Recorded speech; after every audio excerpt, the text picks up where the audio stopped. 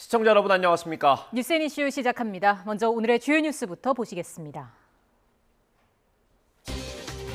국내 코로나19 신규 확진자가 지난주보다 2배 넘게 급증하면서 8주 만에 다시 3만 명대로 올라섰습니다.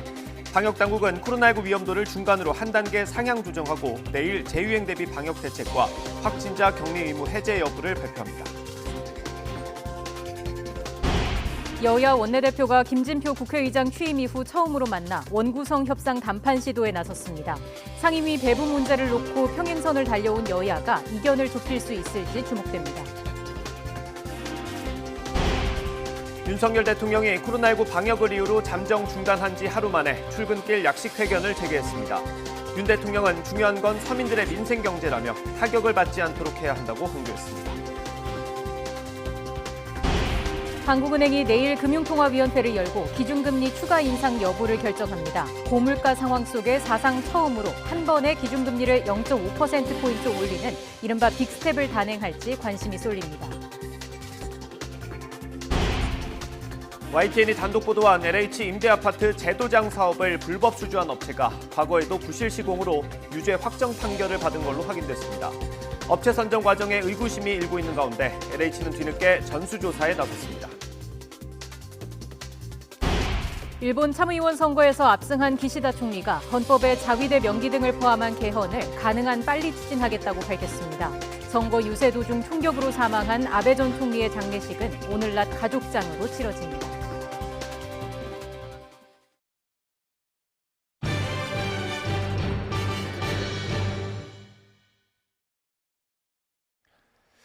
네, 오늘은 코로나19 소식부터 전해드립니다. 신규 확진자가 3만 7천 명을 넘었습니다. 지난주와 비교하면 2배가 넘습니다. 방역당국은 내일 재유행에 대비하는 방역 대책을 발표합니다. 선별진료소에 취재기자 나가 있습니다. 김연아 기자. 네, 김연아입니다. 네, 확진자가 많이 늘었습니다. 현장 상황은 좀 어떻습니까? 네, 오전에는 선별진료소 앞에 긴 줄이 늘어섰었는데요. 지금은 보시다시피 다소 한가한 모습입니다. 이곳 선별진료소에서는 PCR 검사를 진행합니다. 지금은 동네 병의원에서 하는 신속 항원 검사 결과도 인정하고 있지만 60세 이상의 고령층이나 확진자의 동거 가족은 PCR 검사가 권고되고 해외 입국자는 반드시 PCR 검사를 받아야 합니다. 코로나 유행이 재유행 초입에 들어서면서 개인 방역 참 중요해졌습니다. 저도 야외지만 이렇게 마스크를 쓰고 소식 전해드리고 있는데요. 마스크 착용이나 개인 손 소독 같은 기본 방역은 반드시 최대한 챙기시는 게 좋겠습니다. 오늘 0시 기준 확진자는 3만 7천여 명으로 8주 만에 3만 명대로 올라섰습니다. 위중증 환자는 74명, 사망자는 7명입니다. 확진자 수는 지난주 대비 2배 이상 늘어난 건데요. 이 더블링 현상이 9일째 이어지고 확산세를 가늠할 수 있는 감염 재생산 지수가 1.05에서 1.4로 급상승하자 방역당국은 코로나19 위험도를 낮음에서 중간으로 상향 조정했습니다. 정부는 내일 코로나19 재유행 대비 방역 대책을 발표합니다. 거리두기 강화보다는 의료 대응 체계를 정비하고 백신 4차 접종 대상을 50대 이상으로 확대하는 방안 등을 검토하고 있는 것으로 알려졌습니다. 지금까지 서울 마포보건소 선별진료소 앞에서 YTN 김연아입니다. 전파력이 센 하위 변이가 잇따르면서 전 세계가 다시 코로나19로 몸살을 앓고 있습니다. BA.5는 이미 전체 검출 바이러스의 절반을 넘겼고 면역 회피 능력이 더 강해진 새 변이도 확산 징후를 보인다는 평가가 있습니다. 류재복 기자의 보도입니다. 코로나19 집단 감염으로 문을 닫는 마카오의 카지노입니다. 마카오 세수의 80%를 차지하는 카지노 30여 곳이 일주일 동안 일제히 폐쇄됐습니다. 지난 2년 반 동안 확진 환자가 100명 아래였는데 한 달 만에 1,400명 넘게 나오자 대유행 뒤 처음으로 영업을 중단한 것입니다. 카지노뿐 아니라 음식이나 필수품 살 때를 빼고는 외출 금지입니다. 都會盡量做核酸嘅時候順便買食物翻去啊，咁就盡量都少出街㗎啦，買完就走咯。 오미크론의 하위 변이인 BA.5 바이러스는 세계 83개 나라에서 검출됐습니다. 검출 비율 52%, 이미 우세종으로 자리 잡았습니다. 이에 따라 전 세계 하루 확진 환자는 90만 명에 육박해 2주 전보다 37%나 늘었습니다. 전염성이 가장 높아 바이러스 가운데 최악이란 평가를 받고 있습니다. 그런데 최근 더 무시무시한 하위 변이가 발견됐습니다. 스텔스 오미크론에서 파생된 BA.2.75 변이 바이러스입니다. In Europe and America, BA4 and BA5 are driving waves. In countries like India, a new sublineage of BA2.75 has also been detected. 그리스 신화에 나오는 반인 반수의 이름을 따 켄타로우스로 불리는 이 바이러스는 지난 5월 인도에서 처음 발견됐습니다. 현재 인도 내 검출률이 40%를 넘길 정도로 전염성과 면역 회피 능력이 대단합니다.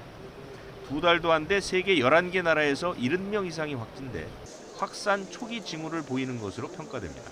YTN 유재국입니다. 정부가 얼마 전 소고기와 닭고기를 포함해 모두 7개 품목에 할당 관세를 매기지 않기로 했습니다. 물가 대책 가운데 하나입니다. 하지만 이미 가격이 오를 대로 올라서 그 효과가 얼마나 될지는 미지수입니다. 현장에 취재기자 나가 있습니다. 김혜린 기자. 네, 서울 중구에 있는 롯데마트에 나와 있습니다. 네, 할당 관세 매기지 않기로 한 게 모두 7개 품목입니다. 그런데 이미 오를 대로 많이 올랐다고요? 네, 그렇습니다. 제 뒤로 보이는 이곳 할인점에서 판매하는 미국산 부채살 쇠고기는 100g에 3,800원에 판매되고 있습니다. 지난해와 비교해서 30%가량이 올랐는데요. 이 쇠고기뿐만 아니라 수입 돼지고기 역시 지난해와 비교해 15%가량이 올랐습니다. 이렇게 식탁에 오르는 대부분의 식재료 가격이 오르면서 정부가 물가 잡기에 칼을 빼들었습니다. 소고기, 돼지고기를 비롯해 닭고기, 분유, 커피 원두, 주정 원료, 대파 등 주요 먹거리 7개 품목에 할당 관세 0%를 적용하기로 한 겁니다. 이르면 19일 국무회의를 거쳐 20일부터 무관세가 적용될 전망인데요. 수입 소고기 가격이 가장 큰 영향을 받을 것으로 보입니다. 현재 소고기 관세율은 미국산이 10.7%, 호주산 소고기가 16%, 뉴질랜드, 캐나다산이 18.7%입니다.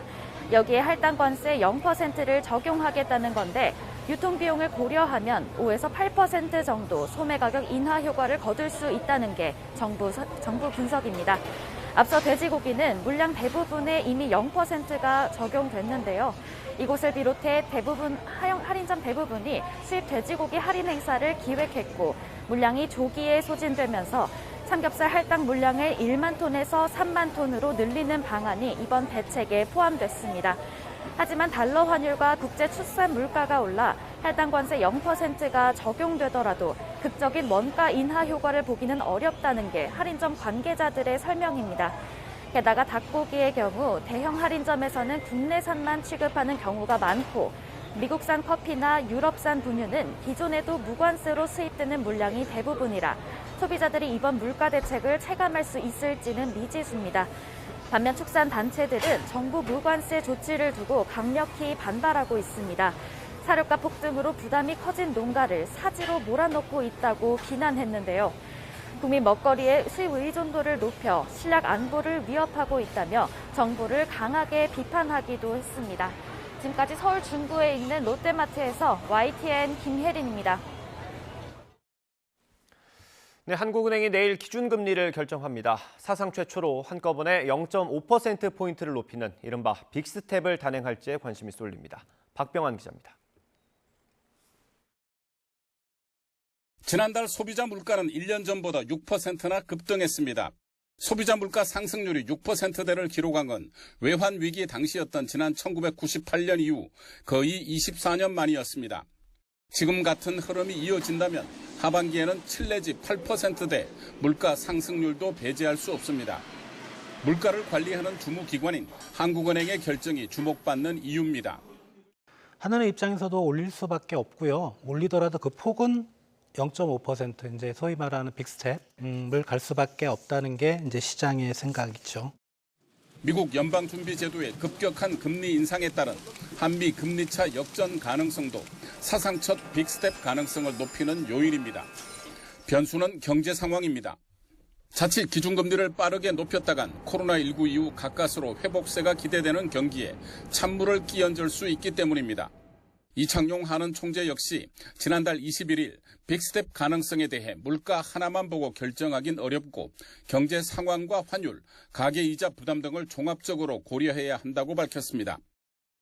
통상적인 금리 인상 폭보다 크게 하는 것은 필요하지만 너무 대폭적인 인상이 이루어지게 되는 경우에는 경기 침체를 유발할 가능성이 높기 때문에 이를 제어할 수 있는 선에서 이루어지는 것은 필요할 것으로 생각됩니다. 이미 올해 들어 기준금리가 0.75%포인트 올라 대출자들의 이자 부담이 10조 원 이상 늘어났다는 점도 부담입니다. 물가 잡기냐 경기 회복세 유지냐, 국내 경제가 이른바 퍼펙트 스톰에 처했다는 우려 속에 한국은행이 내릴 결정에 관심이 쏠립니다. YTN 박병은입니다. 여야 원내대표가 국회의장 주재로 만나 원구성 협상 담판을 시도합니다. 지난주 국회의장단만 선출한 뒤 상임위 배분 문제를 놓고 여야가 평행선을 달려왔는데 돌파구가 열릴지 주목됩니다. 국회 취재기자 연결하겠습니다. 김경수 기자. 네, 국회입니다. 네, 여야 원내대표 회동 아직 진행 중입니까? 네, 그렇습니다. 아직 진행 중입니다. 오늘 오전 11시부터 국회의장실에서 김진표 국회의장 주재로 권성동 국민의힘 원내대표와 박홍근 민주당 원내대표가 만났는데요. 김 의장 취임 뒤 첫 만남입니다. 김 의장은 최근 경제 위기 상황에서 국민께 희망을 드릴 수 있는 자리가 되길 바란다고 밝혔는데요. 직접 들어보시죠. 첫 모임에서 뭔가 첫 단추를 잘 꿰어서 우리 국민들이 특별히 민간 경제로 어려움을 겪고 있는 국민들에게 뭔가 선물을 드려야 된다는 그런 책임감이 앞섭니다. 그런 점에서는 두분 원내대표들도 같은 생각, 같은 심정이라고 생각합니다. 앞서 지난 4일 합의로 국회의장단을 선출한 여야는 상임위원장 배분 문제를 두고는 여전히 이견을 좁히지 못하고 있습니다. 민주당은 국민의힘이 의도적으로 원구성 협상을 지연시킨다며 시급한 민생 입법과 인사청문회를 위한 특위를 꾸리겠다고 나선 상태입니다. 반면 국민의힘은 민주당이 이른바 검수완박 입법의 후속 조치인 사법개혁특위를 조건으로 내건 탓이라고 맞서고 있는데요. 어제 권성동 원내대표는 7월 임시국회를 열고 교섭단체 대표 연설과 대정부 질문을 진행하자며 역제안하기도 했습니다. 오늘 회동으로 40일 넘게 이어진 국회 공백 상태를 풀 해법이 마련될지 관심입니다. 네, 여야 원내대표가 만났지만 원구성 말고도 여야가 맞부딪히는 지점들이 여럿 있죠. 네, 그렇습니다. 국민의힘은 오늘 국가안보문란 실태조사 TF 첫 회의를 열었습니다. 서해 공무원 피격 사건을 포함해 다른 북한 관련 주요 사건에서 문재인 정부의 대응이 적절했는지 집중적으로 들여다보겠다는 겁니다. 문 정권은 집권 내내 북한에 일방적인 구애를 보냈지만 평화가 도래하기는커녕 북핵 고도화로 대한민국 안보 위험만 커졌습니다. 국가는 국민 보호라는 당연한 의무를 내팽개쳤고 우리 군의 사기와 명예를 실추시켰습니다.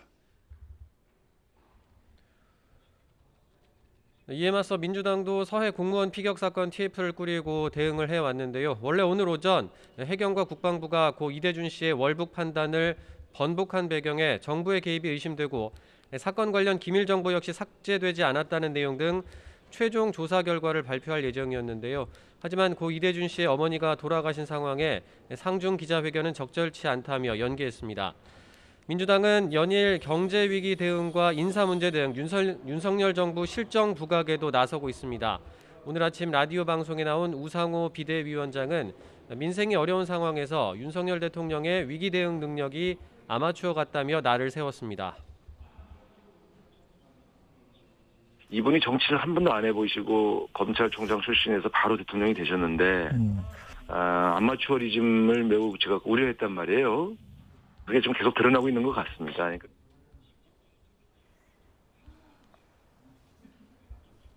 네, 마지막으로 여야 각 당의 내부 상황도 자세히 정리해 주시죠. 네, 국민의힘은 권성동 원내대표의 당대표 직무대행 체제를 확정하면서 내홍을 일단락한 분위기입니다. 권 대행은 오후에 이준석 대표가 띄운 당혁신위원회 4차 회의에 직접 참석하는데요. 이준석 대표 달래기에 나섰다는 관측도 나오고 있습니다.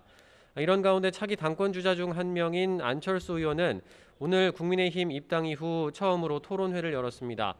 당내 세력 확대에 나선 거라는 해석이 나오는 가운데 역시 차기 당권 주자인 김기현 의원 등 30여 명이 참석을 했습니다. 다만 친윤계 핵심으로 꼽히는 장제원 의원은 모습을 보이지 않았습니다. 민주당은 오는 8월 말 전당대회에서 90년대 학번 70년대생 이른바 97그룹과 이재명 의원의 당권 경쟁이 예상되는 가운데 최고위원 도전자들도 줄을 잇고 있습니다.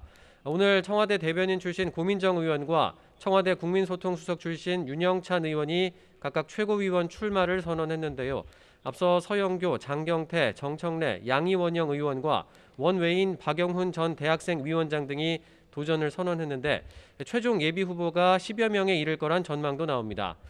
유력 당권 주자인 이재명 의원은 오는 17일 후보 등록일에 당대표 출마 선언을 할 것으로 관측됩니다. 지금까지 국회에서 전해드렸습니다. 지난 8일 총격에 숨진 아베 전 총리의 장례식이 잠시 뒤 가족장으로 치러집니다. 경찰 조사에서 용의자는 범행에 쓴 총기를 1년에 걸쳐 만들었다고 진술한 것으로 나타났습니다. 자세한 소식 일본 연결해서 알아보겠습니다. 이경아 특파원. 네, 도쿄입니다. 네, 아베 전 총리의 장례식 어떻게 진행됩니까? 네, 잠시 후 오후 1시부터 아베 전 총리의 장례식이 도쿄 미나토구에 있는 조조지라는 절에서 시작됩니다. 장례식에는 부인 아키에 여사 등 유족들과 기시다 총리 등 주요 인사들이 참석합니다. 장례식장인 절에는 어제에 이어 헌화대가 마련됐는데요. 일반 시민들의 조문 행렬이 이어지고 있습니다. 장례식이 끝나면 고인을 태운 운구차는 절을 나와 생전에 활동했던 주요 시설들을 돌아볼 예정입니다. 총리 관저와 국회의사당, 자민당 본부 등을 지나 화장시설로 향할 예정입니다. 장례를 앞두고 열린 추도 행사에는 정부와 자민당 주요 인사들이 모두 참석했습니다. 이뿐 아니라 옐런 미 재무장관 등 각국 인사가 방문했고 일반 시민들도 찾아와 고인을 애도했습니다. 추도 행사를 찾은 사람들은 약 2,500명이라고 일본 언론들은 전했습니다. 일본 정부는 아베 전 총리에게 국가 최고 훈장인 대훈이 국화장 경식을 수여하기로 결정했습니다. 전후 지금까지 이 훈장을 받은 전직 총리는 요시다 시게루 전 총리 등을 포함해 모두 4명입니다. 일본 정부 대변인 마스노 관방장관은 총리로서 미일 관계를 기축으로 한 외교, 그리고 경제안보 정책에 힘쓰는 등 오랜 기간에 걸친 공적을 감안했다고 수여 배경을 설명했습니다. 용의자에 대한 수사 상황도 알아보겠습니다. 이번 범행을 상당히 오랜 기간 준비한 것으로 보인다고요? 네, 그렇습니다. 수사 관계자에 따르면 야마가미 용의자는 아베 전 총리에 대한 범행을 지난해 가을 결심했다고 일본 언론들은 전하고 있습니다. 처음에는 폭발물을 사용할 계획이었는데 총으로 바꿨다고 진술한 것으로 알려졌습니다. 그 이유에 대해 아베 전 총리를 특정해 노리기 위해서라고 밝힌 것으로 전해졌습니다. JNN 등 일본 언론에 따르면 용의자는 범행에 사용한 수제총을 지난해 봄부터 만들기 시작해 올봄 완성했다고 진술했습니다. 경찰은 이미 용의자의 집에서 비슷한 수제총을 여러 개 발견했고 총기 성능을 알아보기 위해 시험 사격을 한 흔적도 찾아냈습니다. 용의자는 어머니가 종교단체에 빠져 가산을 탕진한 데 반발해 처음에는 이 단체 지도자를 노렸다고 했는데요. 아베 전 총리가 관련 단체 행사에 보낸 영상 메시지를 본 뒤 공격 대상을 바꾼 것으로 나타났습니다.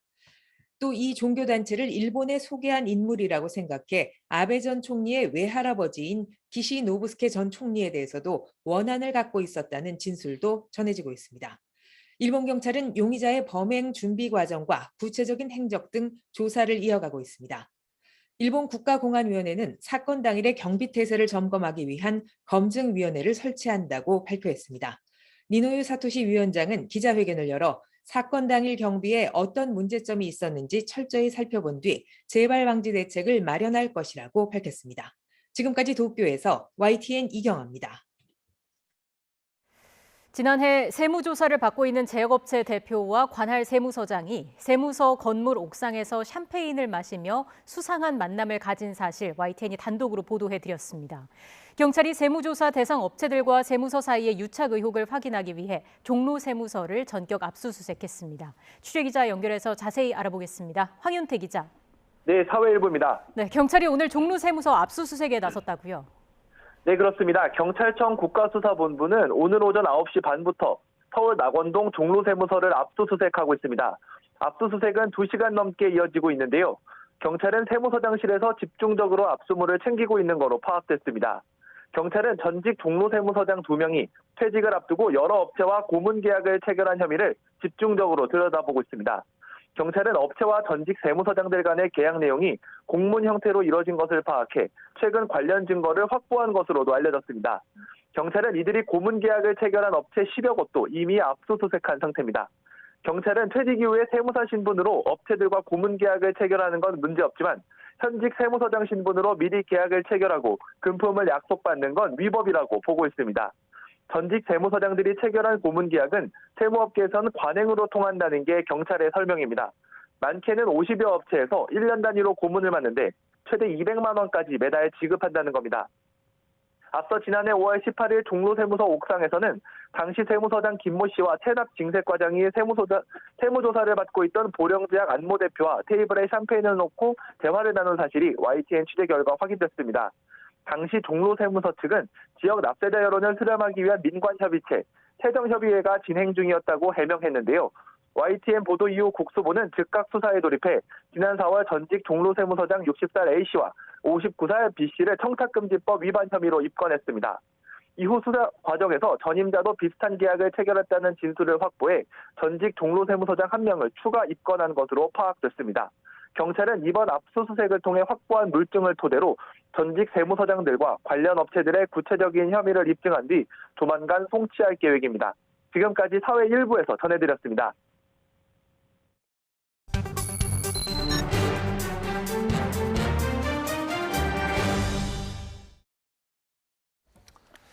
나는 게르기고 토사구팽 당했다. 민주당 비대위가 당대표 출마 요건을 충족하지 못했다는 결론을 내리자 박지원 전 비대위원장이 한 말입니다. 하지만 여전히 당권 도전을 포기하지 않았다는 뜻을 밝히면서 행보에 이목이 쏠리고 있습니다.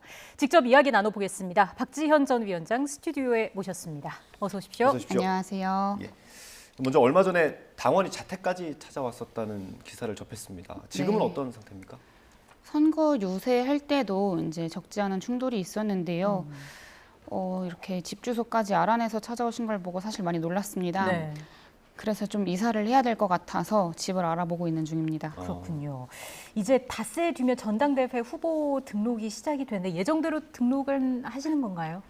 네, 그렇습니다. 예정대로 이제 등록을 할 예정이고요. 정식 안건으로 지금 논의되지 않은 상황에서는 결정된 게 없다고 생각을 하고 있어서 네, 등록을 하려고 생각하고 있습니다. 예, 앞서 우상호 비대위원장의 출마가 불가하다는 브리핑을 하지 않았습니까? 그 이후에 혹시 전화 통화를 하거나 뭐 지도부들과 얘기를 해본 적이 있으십니까? 당무에 이제 정식 안건으로 올려달라고 계속해서 이제 말씀을 드리고 있고요. 우상호 위원장께는 이제 따로 좀 전화를 드려볼 생각을 가지고 있습니다.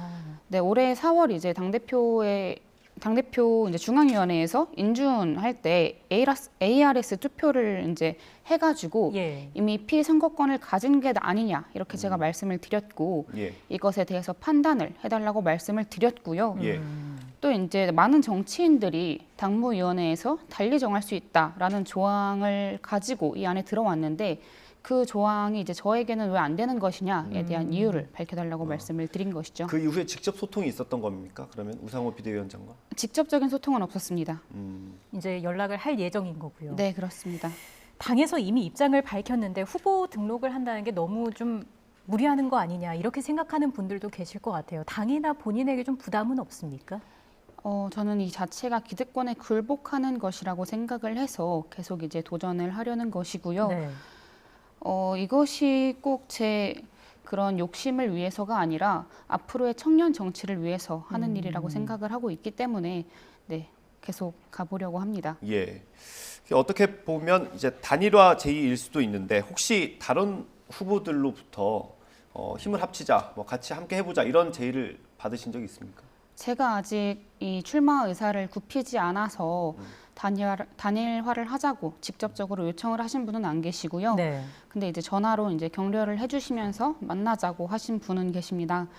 그런데 무엇보다 이제 최근에 만난 당 외에 있는 분께서 그렇게 꼭 민주당 안에서 욕을 먹으면서 있어야 하냐, 꼭 그 안에 있어야 하는 것 말고도 밖에서도 이 민주당 밖에서도 좀 할 수 있지 않을까 하면서 이제 창당을 하려고 하는데 같이 해보면 어떨까라는 제안을 주시기도 했습니다. 창당 제안이 있었다는 말씀이십니까? 네, 그런 제안을 받았습니다. 그분은 지금 그 정치권에 있는 분이겠죠, 당연히?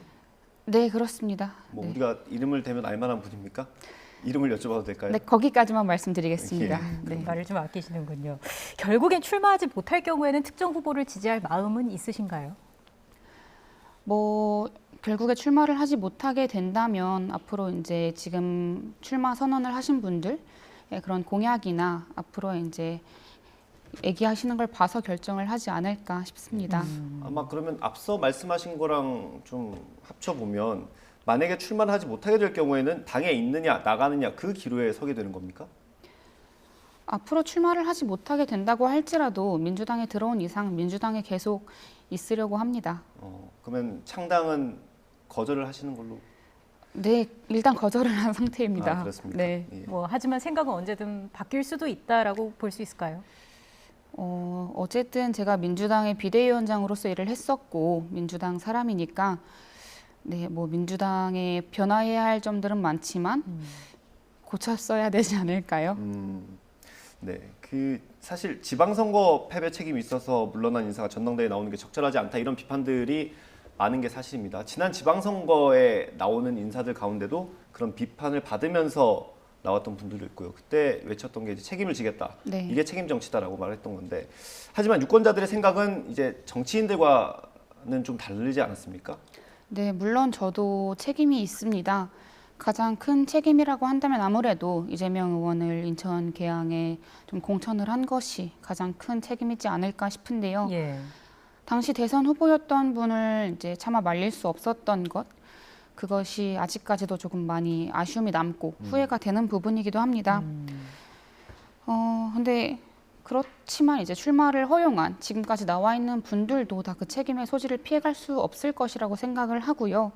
무엇보다 제가 계속해서 이제 이야기를 했었던 것은 지방선거 전부터 개혁과 쇄신을 해야 한다 말씀을 드렸지만 이 이야기가 당에서 이제 받아들여지지가 않았습니다. 그래서 무엇보다 이 개혁과 쇄신이 필요한 우리 민주당에 책임을 지는 것이라고 한다면 이 개혁과 쇄신을 이끄는 것이 무엇보다 책임을 지는 방식이겠다 판단을 해서 출마를 결심하게 됐습니다. 예. 이재명 의원 말씀을 해주셨는데 만류에도 불구하고 이재명 의원이 보궐선거에 출마한 그 이유는 뭐라고 보시는지요? 뭐 다들 알고 계시는 거겠지만 이제 윤석열 정부의 정치 보복을 막기 위해 그런 좀 방탄용의 그런 이유가 있지 않을까 생각하고 있습니다. 사실은 그건 이제 국민의힘에서 주장하는 거기도 한데요. 그러면 이번에 전당대회에 나오려는 이유도 비슷한 거라고 보십니까? 네, 저도 그렇게 생각을 하고 있습니다. 그렇군요. 그 최근 토사구팽이나 계륵 같은 말을 언급을 하셨어요. 아마도 이 민주당에 대한 서운함을 좀 나타내신 것 같은데 청년으로서 이제 정치권에 들어오셨고 활동을 실제로 해보시지 않았습니까? 네. 어떤 한계들을 좀 느끼셨습니까? 제 개인이 서운하다기보다는 앞으로의 청년들이 이렇게 당하면 안 되겠다라는 생각이 더 컸고요. 그동안 이 정치권에서 청년들은 그냥 이용만 당하고 버려지는 그런 수순들을 많이 밟아왔던 것 같습니다. 네. 그래서 앞으로는 그러면 안 된다는 생각이 정말 좀 강하게 있고요. 죽자사자 이제 청년들이 다시는 이렇게 쓰고 버려지는 일들이 반복이 되면 안 되겠다라는 생각으로 저도 좀 죽자사자 버티고 있습니다. 예. 그런 점을 처음에 발을 디디기 전에도 좀 우려를 하셨었나요? 그쵸. 이제 이재명, 윤호중 두 의원님들께서 처음에 비대위원장 제안을 하실 때 하고 싶은 대로 해라 이제 말씀을 하셨는데 네. 그래서 정말 이제 새로운 시각이 필요하다라고 하셔서 이런 새로운 시각으로 개혁과 쇄신을 계속해서 주장을 해왔는데 그거를 제가 진짜 할 줄은 모르셨던 건지 진짜로 하니까 많이들 만류를 하시는 것 같더라고요. 그래서 좀 시키는 대로 했는데 왜 이렇게 만류를 하실까 하는 생각도 들었었고 제가 이제 계속해서 주장을 했었던 것은 검수한박 말고 민생도 같이 해야 한다 말씀을 드렸었고 네. 국민께 사과를 해야 한다 하면 이제 비난을 받았고 또 5대 혁신안을 추진해야 한다라고 했을 때도 거의 거부를 초반에는 계속 당했었죠. 예. 이제 그런 지점들이 권한은 주어졌을지언정 그 권한을 실행할 힘은 없지 않았나라는 예. 그런 한계가 많이 있었던 것 같습니다. 지금 언급해 주신 것 말고 혹시 비대위원장을 하면서 내가 목소리를 냈는데 받아들여지지 않았던 게 또 있습니까? 뭐 계속해서 얘기를 했었던 것 중에는 제가 이 대선 패배 책임이 있는 그 예. 부동산 책임이 있는 사람은 나오면 안 된다라고 이제 처음부터 끝까지 주장을 했었는데요. 노영민 전 비서실장님 같은 경우도 이제 공천을 하면 안 된다라고 말씀을 드렸었지만 결국에는 이제 공천을 했었던 일도 있었습니다. 예. 네.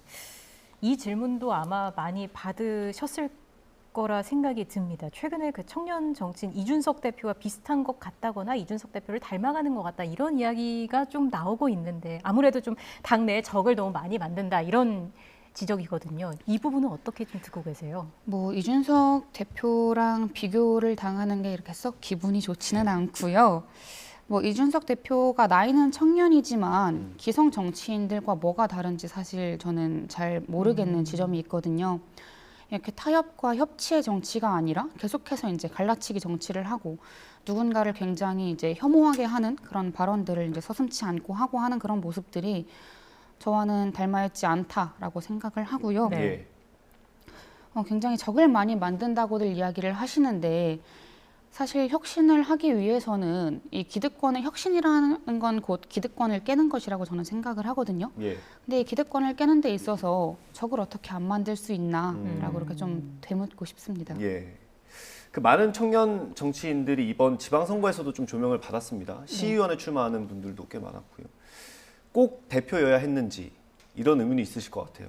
뭐 나이가 좀 있으신 분들은 뭐 시장부터 해도 되고 하지만 청년들은 꼭 기초의원부터 해야 한다라는 그런 인식 자체가 되게 청년들을 이용하려는 그런 인식이 아닐까라는 생각이 들고요. 예. 능력만 된다면 이런 정치를 하려는 그런 의지만 있다면 나이는 크게 상관없을 거라고 생각을 합니다. 네. 다만 뭐 기초의원부터 차근차근 이제 밟아오는 그런 루트도 이제 물론 좋은 생각이겠지만 저도 이 대표 자리에 앉고 싶어서 처음에 앉은 게 아니잖아요. 예. 그러다 보니까 대표로서 할 수 있는 그런 일들을 좀 해보고 싶다라는 생각도 많이 하게 됐었던 것 같습니다. 예. 앞으로의 행보도 궁금합니다. 전당대회 이후에 뭐 계획이 있을까요? 전당대회 이후에 일단 전당대회부터 좀 출마 자격의 그런 문제를 해결하고 이제 기성 정치인들과 혁신과 관련해서 좀 논쟁을 많이 해보고 싶다라는 생각을 하고 있고요. 예. 전당대회 이후로는 뭐 만약에 출마가 좌절된다고 한다면 현재 좀 쉬면서 책을 써놓은 게 있습니다. 예. 그래서 이제 그 책들을 좀 다듬으면서 책 집필을 조금 더 이제 열심히 할 것 같고요. 무엇보다 이제 우리 정치권이 집중을 해야 할 거는 현장이라고 생각을 하고 있습니다. 네. 그래서 좀 현장을 찾아가서 시민들의 이야기를 많이 듣는 시간을 가져보려고 합니다. 예. 책을 쓰신다고 하니까 혹시 출판 기념회를 열고 이제 총선을 준비하시는 건 아닐까 이런 생각도 들긴 하는데 그러면 혹시 이번에 좌절된다라는 가정입니다만 2년 후 총선까지 바라보시는 겁니까?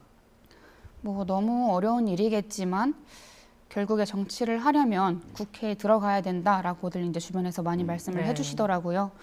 그래서 네, 도전을 해볼 의향은 가지고 있습니다. 예. 그러면 어쨌든 지역구를 가지셔야 되지 않겠습니까? 그러면 좋겠죠. 예, 그럼 네. 지역구를 어쨌든 다지는 게 조직을 만든다는 게 뭐 하루아침에 되는 일이 아니고 지금 남은 시간도 사실 그렇게 길진 않을 것 같은데 뭐 마음에 가지고 있는 곳이 있을까요? 아직 그렇게 깊이 생각해 보진 않았습니다. 네. 워낙 뭐 이런저런 이야기들 많이 나오고 소위 뭐 설들이 많아서 확인을 좀 해볼까 합니다. 정치적인 메시지를 내고 결정하는 데 있어서 뭐 조언을 해주거나 도움을 주는 그런 인사가 있습니까? 뭐 특별하게 정해져 있지는 않고요. 그냥 그때 이제 조언을 구할 분들이 네, 주변에 계시기는 합니다. 예. 이제 계속해서 도와주시고 계시는 분들은 청년 당원분들이 옆에서 이제 많이 이야기들을 해주고 계시고요. 예, 그렇군요. 이제 거의 마무리가 돼가는데요. 이거로 다시 한번 여쭤봐야 될 것 같아서 창당 문제는 그러면 완벽하게 거절을 하신 겁니까? 네, 일단 거절을 한 상태입니다. 예, 그럼 다시 제안이 추가로 올 수도 있는 거고 마음이 바뀔 수도 있는 겁니까? 그렇게 깊이 생각을 해보진 않았습니다. 일단 이번 전당대회를 준비하는데 네, 매진하고 있습니다. 예. 알겠습니다. 자, 마지막으로요. 우리 정치에 왜 청년이 필요한지 그리고 왜 꼭 박지현이어야 하는지 마무리 말씀 부탁드리겠습니다. 국민연금, 차별금지법, 그리고 청년 일자리 이런 문제들에 있어서는 지금 문제의식을 가지고 있는 청년들이 풀어야 한다고 생각을 합니다. 또 서울과 지방의 격차도 너무 심하고 또 이런 성평등 문제는 이번 정권, 윤석열 정부 들어서 더 심해지고 있는 게 사실이잖아요. 예. 이런 문제를 좀 꼭 해결하고 싶다라는 생각이 들고요. 예. 꼭 박지원이 아니라 보다 이제 이런 새로운 시각들을 가지고 있는 청년들이 보다 정치권에 많아져야 한다고 생각을 하고 있습니다. 그 이제 돌파구를 좀 만드는 데 역할을 하고 싶고요. 무엇보다 이제 저는 대선 때 2030 여성들의 지지를 받고 이 정치권에 들어온 사람이잖아요. 근데 이런 이력을 가진 청년 정치인들이 없는 것으로 알고 있습니다. 근데 이런 저마저 이렇게 당 내에서 토사구팽을 당한다면 앞으로의 청년 정치는 너무 암담하지 않을까라는 생각이 들어서 그래서 이제 온갖 욕을 먹으면서도 이렇게 좀 버텨봐야겠다 생각을 하고 있습니다. 네. 청년 정치인으로서의 생각과 의지까지 좀 들어봤습니다. 지금까지 박지현 전 위원장과 이야기 나눴습니다. 고맙습니다. 감사합니다. 네, 조금 전에 들어온 속보 하나 전해드리겠습니다. 국회에서 김진표 국회의장 주재로 여야 원내대표 회동이 있었죠. 그게 종료가 됐는데 원구성 협상과 관련해서 기존 여야 입장 차이만 확인한 채로 헤어졌습니다. 다만 재헌절 이전까지 원구성 협상을 마무리한다는 일정 부분에서 공감대는 이뤘다는 소식이 들어왔습니다. 네, 국민의힘은 야당이 주장하는 민생특위는 꼼수라면서 조건 없이 상임위부터 구성을 하자는 입장이고요. 반면 민주당은 민생 입법 처리를 위한 민생경제특위, 공직 후보자 검증을 위한 인사청문 특위 구성에 협조해달라고 촉구한 상황입니다. 다시 한번 전해드리겠습니다. 원구성 협상이 지연돼서 국회가 한 달 넘게 개점 휴업 상태인 가운데 여야 원내대표가 오늘 오전에 다시 만났죠. 김진표 국회의장 주재로 원구성 협상을 논의했습니다. 하지만 기존의 여야 입장차만 확인을 하고 마무리가 된 것으로 보입니다. 다만 재헌절, 이번 주 일요일이죠. 재헌절 이전까지 원구성 협상을 마무리하고 그런 일정 부분에 있어서는 공감대를 어느 정도 이룬 것으로 보입니다. 관련된 내용은 이어지는 뉴스에서 또 전해드리겠습니다.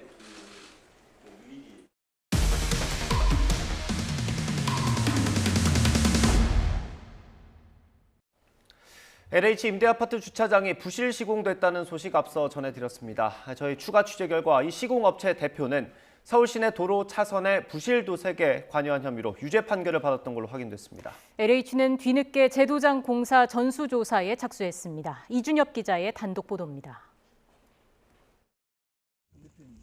비 내리는 깜깜한 밤, 전조등을 켜고 달리는데도 차선이 전혀 안 보입니다. 지난 2015년 서울 시내 곳곳 도로를 기준에 못 미치는 불량 도료로 시공해 비 오면 안 보이는 차선을 만든 업자들이 무더기로 붙잡혔습니다. YTN 취재 결과 LH 임대 아파트를 부실 제도장한 업자 박모 씨가 바로 이때 브로커 노릇을 해 징역형 1년에 집행유예 2년을 받은 인물이었습니다. 문제는 이뿐만이 아니었습니다. 업체는 전문건설업 등록 최소 요건인 직원 2명만 갖춰놓고 건설산업 정보 시스템에는 3년 동안 실적 신고조차 하지 않았습니다. 게다가 지자체의 실태조사에 응하지 않거나 건설공사 대장을 제대로 통보하지 않아 영업정지나 과태료 처분까지 받았습니다. 이 정도면 관급 공사 수준은 물론 민간 영업도 어려운 상황입니다. 하지만 YTN이 확보한 해당 업체의 공사 참여 제안서를 보면 화려한 LH 임대아파트 제도장 사업 실적을 자랑하며 전자계약서까지 첨부했습니다. 실적 속에는 부실 도장 공사까지 포함되어 있었습니다. 이에 대해 박 씨는 아파트 복도는 시방대로 하지 않았다고 실토했지만 지하주차장 바닥은 승인 자재를 안 썼을 뿐 제대로 시공했다고 주장했습니다. 무슨 말씀이세요? 라이닝이죠. 좌표를 썼다고 쳐도 다 KS예요. 좌표라는 건 있을 수가 없어요. 거래 면접도 드린다니까요? 어떤 자재를 사용할지 승인하고 시공이 승인 자재로 이뤄졌는지 감독하고 준공검사를 꼼꼼히 해야 하는 건 LH의 책임입니다. 하지만 LH 준공검사 결과 서류에는 부실 제도장 관련 지적은 전혀 없었습니다. LH에서 시공했던 여러 아파트들의 제도장들을 보면은 부실 시공이나 불법 하도급들의 정황들이 다수 발견되고 있습니다. 여기에 대해서 사실관계 확인하고 책임을 묻기 위해서라도 경찰의 수사나 감사원의 감찰 등의 조사들이 필요한 시점이라고 생각합니다. LH는 YTN 취재가 시작된 뒤에야 지난 5년 동안 이뤄진 제도장 공사 242건에 대한 전수조사 방침을 밝혔습니다. 품질이 미흡한 현장은 하자 보수와 보완 시공을 추진하고 재하청 관련 불법이 확인되면 법에 따라 적극 조치하겠다고 덧붙였습니다. YTN 이준엽입니다.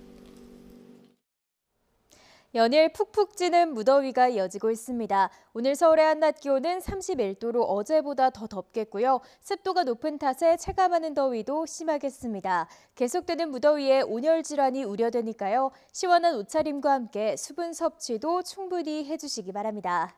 오늘은 전국이 대체로 흐린 가운데 충청과 남부 내륙에 5에서 많게는 40mm의 소나기가 지나겠고요. 제주도에는 저녁까지 최고 40mm의 비가 오락가락 내리겠습니다.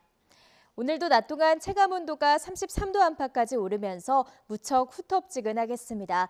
오늘 낮 기온 서울과 대전 31도, 대구는 30도까지 오르겠습니다.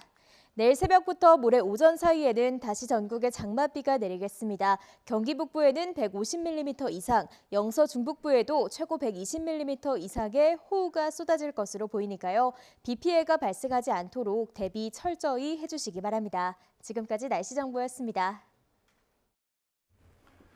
테슬라의 최고 경영자 일론 머스크가 57조 원에 사겠다던 트위터 인수 계약을 일방적으로 파기하면서 세계 소송전이 불가피해졌습니다. 전문가들은 소송 자체는 트위터가 유리할 것이라면서도 머스크와의 분쟁으로 트위터가 입게 될 타격도 만만치 않을 것으로 보고 있습니다. 권준기 기자의 보도입니다.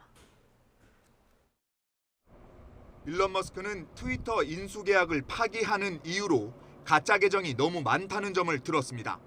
가짜 계정이 전체 5% 수준이라고 밝힌 트위터와 달리 머스크는 최소 20%라고 주장한 겁니다. 시장에선 가짜 계정은 명분일 뿐 진짜 이유는 따로 있다는 분석을 내놓습니다. 머스크가 트위터에 한눈판 사이 테슬라 2분기 주가가 38%나 폭락하자 본업으로 돌아갈 수밖에 없게 됐다는 겁니다. I think investors want to see Musk just get back to focusing on Tesla, SpaceX, because Twitter from the beginning has just really been a distraction. It's been overhanging the stock. 매물로서 트위터의 매력이 떨어졌다는 점도 머스크가 돌아선 이유로 꼽힙니다. 인플레이션과 경기 둔화로 온라인 광고가 떨어져 나가면서 트위터의 수익 둔화가 예상되기 때문입니다. 트위터는 곧바로 인수계약 이행을 강제하기 위한 소송에 나섰습니다. 전문가들은 계약서에 위약금 1조 3천억 원이 명시돼 있어 계약을 일방 파기한 머스크가 소송에 불리할 것으로 내다보고 있습니다. And the way these contracts are structured, it's very difficult for buyers to walk away. 다만 트위터가 소송에서 이기더라도 미래는 불투명합니다. 유튜브, 틱톡과의 경쟁에서 고전인 가운데 인수계약 파기로 임직원들 사기는 더 떨어지고 머스크가 공론화한 가짜 계정 문제까지 발목을 잡을 가능성이 있습니다. 주인이 바뀌면 영구 정지된 트위터 계정을 되살릴 수 있을까 내심 기대했던 트럼프는 인수계약 파기 소식에 머스크를 맹비난했습니다. Elon is not going to buy Twitter. Where did you hear that before? From me. So he's another bullshit artist, but he's not going to be buying it. 머스크의 계약 파기 소식에 트럼프가 독자적으로 만든 SNS와 합병 예정인 기업은 주가가 30% 가까이 폭등하며 뜻밖의 풍선 효과를 누렸습니다. YTN 권윤기입니다.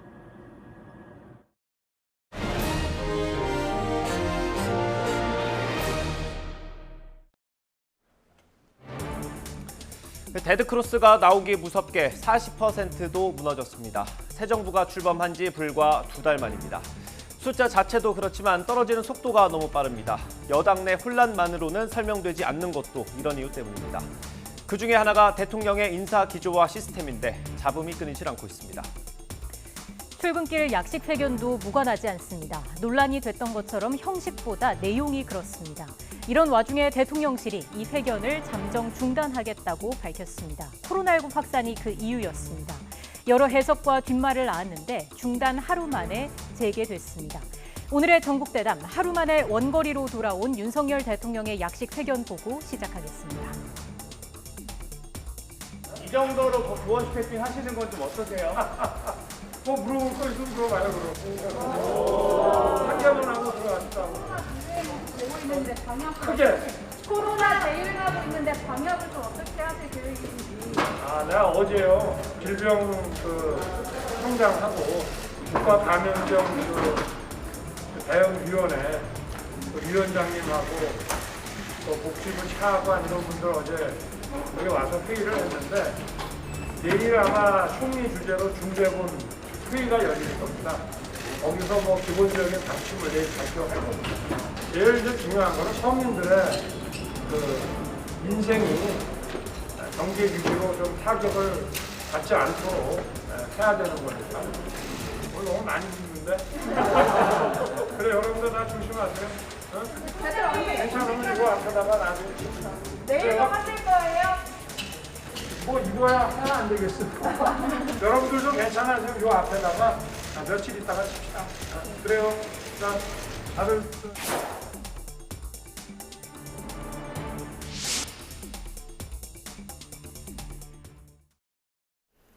네, 여야 의원 두 분과 현 전국 상황 더 자세히 짚어보겠습니다. 성일종 국민의힘 정책위의장, 전재수 더불어민주당 의원 두 분과 함께합니다. 어서 오십시오. 네, 안녕하십니까? 네, 의원님, 저희가 영상으로 보여드렸는데 기자들이 소리를 쳐야 들릴 정도로 먼 거리에서 했던 것 같습니다. 어떻게 보셨어요? 네, 어제 이제 기자분들이 11분이 코로나가 걸렸다는 거 아니에요? 예. 그 사실 대통령의 건강은 굉장히 중요하지요. 만약에 코로나를 걸려서 일주일 정도를 또 못 나오시게 된다고 하면 그만큼 국가 일이 꼬이는 거 아니겠어요? 그렇기 때문에 대통령의 이 건강은 아주 1급 비밀 중에 1급이지요. 그렇기 때문에 어제 아마 그런 것들을 고려해서 잠시 건너뛰신 것 같은데 오늘 이제 그 모습을 보신 것 같습니다. 보기 좋으시잖아요.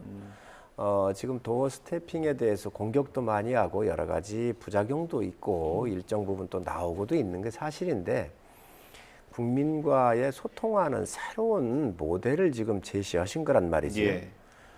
비교할 수 없습니다만은 그 8번 기자회견을 전임 대통령이 하셨어요. 아침에 가시면서 중요한 현안들을 이렇게 얘기하시잖아요. 이런 모습은 아마 제가 봤을 때 백악관도 도어 스태핑 한다 하더라도 사전에 질문 받는 거 한두 개, 그저 한 달에 몇 번 정도라고 몇 번 정도라 그러거든요. 근데 저희 대통령께서 새로 시작을 하셨고 또 그런 새로운 문화를 만들고 있기 때문에 저는 굉장히 긍정적으로 볼 필요가 있다. 다소의 좀 여러 가지 시행하는 초기에 문제가 좀 나오더라도 그런 걸 우리가 애정을 갖고 좀 봐드리기도 하고 또 좀 더 보강할 수 있도록 이런 기회를 국민들께서 함께 만들어가는 게 좋지 않겠나 생각을 합니다. 사실 뭐 용산 집무실로 옮긴 가장 큰 명분이 소통이었고 그 소통의 가장 또 상징적인 게 도어 스태핑이었고요. 그래서 좀 긍정적인 평가도 많았습니다만은 그래도 좀 체계적인 게 필요하지 않을까라는 지적이 나왔던 거거든요. 저도 윤석열 대통령의 이 소통 방식에 굉장히 저도 긍정적입니다. 일단 형식적으로는 굉장히 긍정적이고 아마 다음번 대통령 되시는 분들도 아마 이 도어 스태핑이라든지 일상적인 어떤 소통 방식을 그냥 애써 무시하고 지나가지는 못할 겁니다. 하나의 모델로 이제 정착되기를 바라는 것이고요. 다만 이제 이런 우려는 있죠. 예를 들면 굳이 코로나가 이제 사회적 거리두기가 지금 해제된 상태 아닙니까?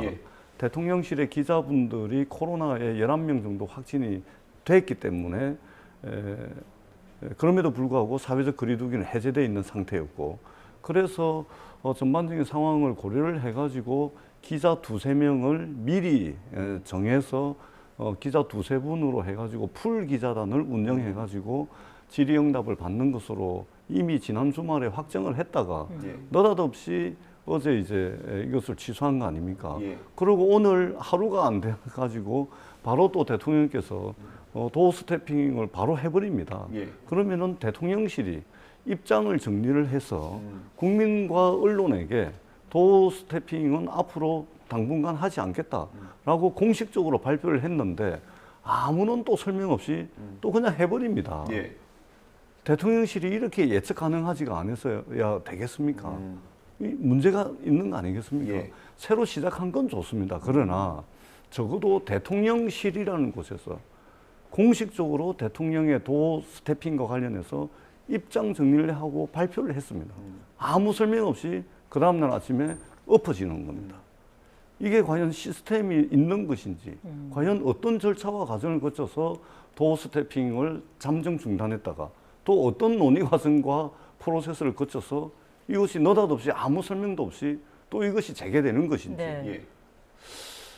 저는 재개된 것은 긍정적이고 좋습니다. 예. 그런데 인사도 지금 이렇죠. 민생에 대한 대책도 지금 이렇죠. 외교도 지금 이렇죠. 김건희 영부인 관련한 문제도 지금 이렇죠. 도어 스태핑도 이렇죠. 그러니까 이게 도대체가 예측 가능하지가 않다. 그다음에 시스템에 의해서 뭐가 정리정돈돼 가지고 뭐가 이빨이 맞아 가지고 차각차각 이렇게 굴러가는 느낌이 없다. 이런 측면에서 굉장히 우려스러운 것이죠. 예. 의원님, 지금 전 의원님께서 말씀하시는 건 조금 과하지요. 뭐 다른 국가의 시스템이 어떤 게 다 예측 불가능하게 움직였나요? 대통령 일정 다 공개되고요. 국무회의 보고받을 거, 장관 보고받을 거, 회의할 거, 외교 진행하는 거 다 공개된 상태에서 하고 있다는 말씀을 드립니다. 예. 국민과 소통하는 방식에서 하루를 건너뛰기는 했지만 예. 그 하루를 해보니까 또 여러 가지 언론에서 좀 나와주셨으면 좋겠다라고 또 요구도 있잖아요. 그러니까 대통령께서 출근길에 그런 건 소통이라고 하는 것은 국민하고 횟수 제한 없이 편하게 하실 수 있도록 그런 자유를 부여하십시다.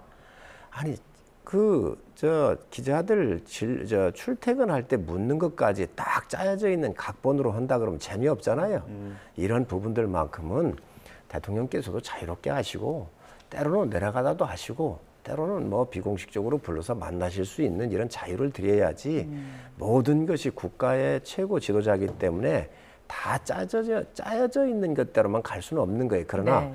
국가적으로 꼭 챙겨야 되는 격이 있는 일이라든가 일정 이런 부분들에 대해서는 예. 전 의원님 말씀에 저는 동의도 합니다. 그렇지만 이러한 소통과 각오 국민하고 함께 친근하게 하는 모습 같은 경우는 네. 가능하면 좀 열고 저는 웬간하면 좀 서로 응원하고 도와드리는 것이 필요하다고 생각을 합니다. 예. 저도 이 과하다고 저의 비판이 이제 과하다고 말씀을 하셨는데 그렇게 볼 수도 있습니다. 그런데 우리가 아무리 보수적으로 보더라도 대통령실의 입장이지 않습니까? 예. 더더구나 대통령의 출근길 이게 적석 질의응답, 도어 스태핑에 대해서 대통령실이 공식적으로 입장을 밝혔고 그리고 그 근거가 코로나 확산이라고 그랬습니다. 예. 그러면은 코로나 확산이 엄청 좀 청와대 대통령실 내부적으로 좀 엄청 이게 위험하구나라는 이제 메시지를 국민들께 던진 거예요. 대통령께서 도어 스태핑을 잠정 중단할 정도로 코로나 상황을 대통령실이 이 국정 컨트롤 타워인 대통령실이 심각하게 보고 있구나라는 메시지를 어제 저희들이 받은 거거든요. 예. 그런데 아침에 갑자기 이걸 뒤집어 엎어버립니다. 대통령이 적극적이어야 될 때 적극적일 필요가 있죠. 이 문제가 이게 적극적으로 이렇게 했어야 되겠습니까? 예.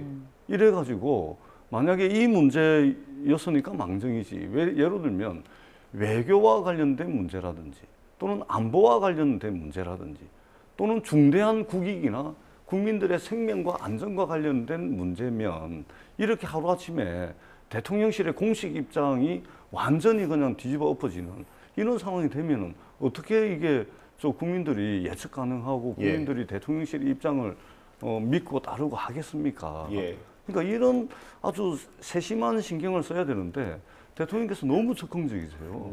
예, 기왕에 시작된 도어 스태핑이면 저는 코로나 방역 수칙을 지키면서 또 국민들과 좋은 소통 방식이니까 앞으로 그대로 진행이 됐으면 좋겠다라는 바람을 가지고 있고 네. 예. 풀 기자단 운영하면 그리고 마스크 끼고 그리고 지금 이제 방역 수칙이 야외에서 또는 실내를 하더라도 2m 거리만 간격만 유지가 되면 오늘 한 6, 7m 떨어지는 거 아닙니까? 예. 사실은 감염의 우려가 거의 없거든요.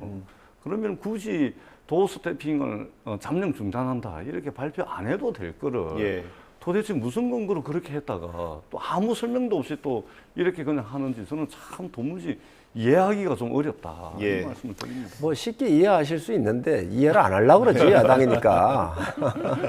거리 감염의 문제가 있으니까 좀 떨어졌잖아요. 예. 그러니까 아까 좀 마이크도 조금 멀리 네. 이렇게 들리는 느낌이 좀 들었고요. 이런 것들 고려해서 하시면 됩니다. 아니, 민주당 우상호 대표가 또 그랬잖아요. 코로나 확산으로 중단하는 건 말도 안 되는 변명이다 그랬잖아요. 예. 아니, 오늘 했잖아요. 네. 어? 그래서 정말 뭐 이 갖다가 붙이기에 따라서 그냥 계속 이런 걸 가지고 공격할 건 없다. 네. 그리고 중요한 국가의 정책이나 외교 안보라든가 큰 문제가 있으면 야당에 정책적으로 잘못하는 거 해야죠. 그러나 기자들하고 토론하고 아침에 가시다가 하루를 건너뛰어 보니 또 대통령께서 친근하시잖아요. 사람 좋아하시잖아요.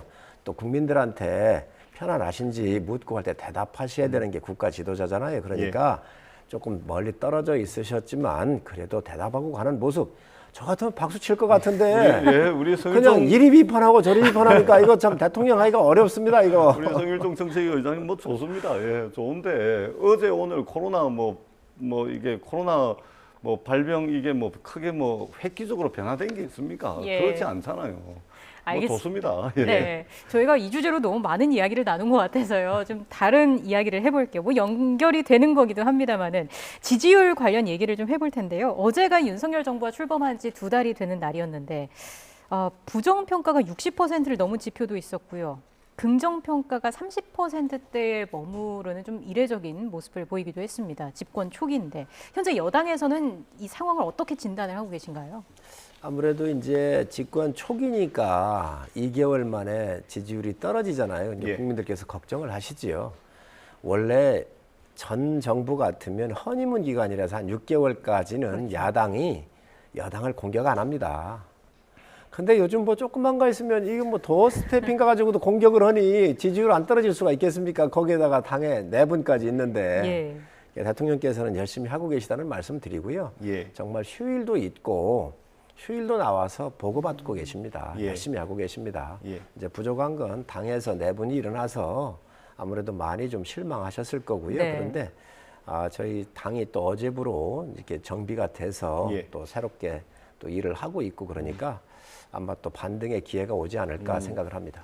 그 반등하는 계기, 회복할 수 있는 계기, 모멘텀을 어떻게 만들 수 있을까요? 그러니까 이 지지율 하락의 원인이 상당히 복잡하고 또 중청적입니다. 아주 이게 막 중청적이에요. 아주 여러 가지 원인들이 좀 중첩되어 있기 때문에 한두 가지를 어떻게 뭐 한다 그래가지고 쉽게 반등하기는 어렵지 않을까. 그럼에도 불구하고 사실상 국정 운영이 좀 되려고 그러면은 최소한 40% 정도 지지율은 확보를 해야 되거든요.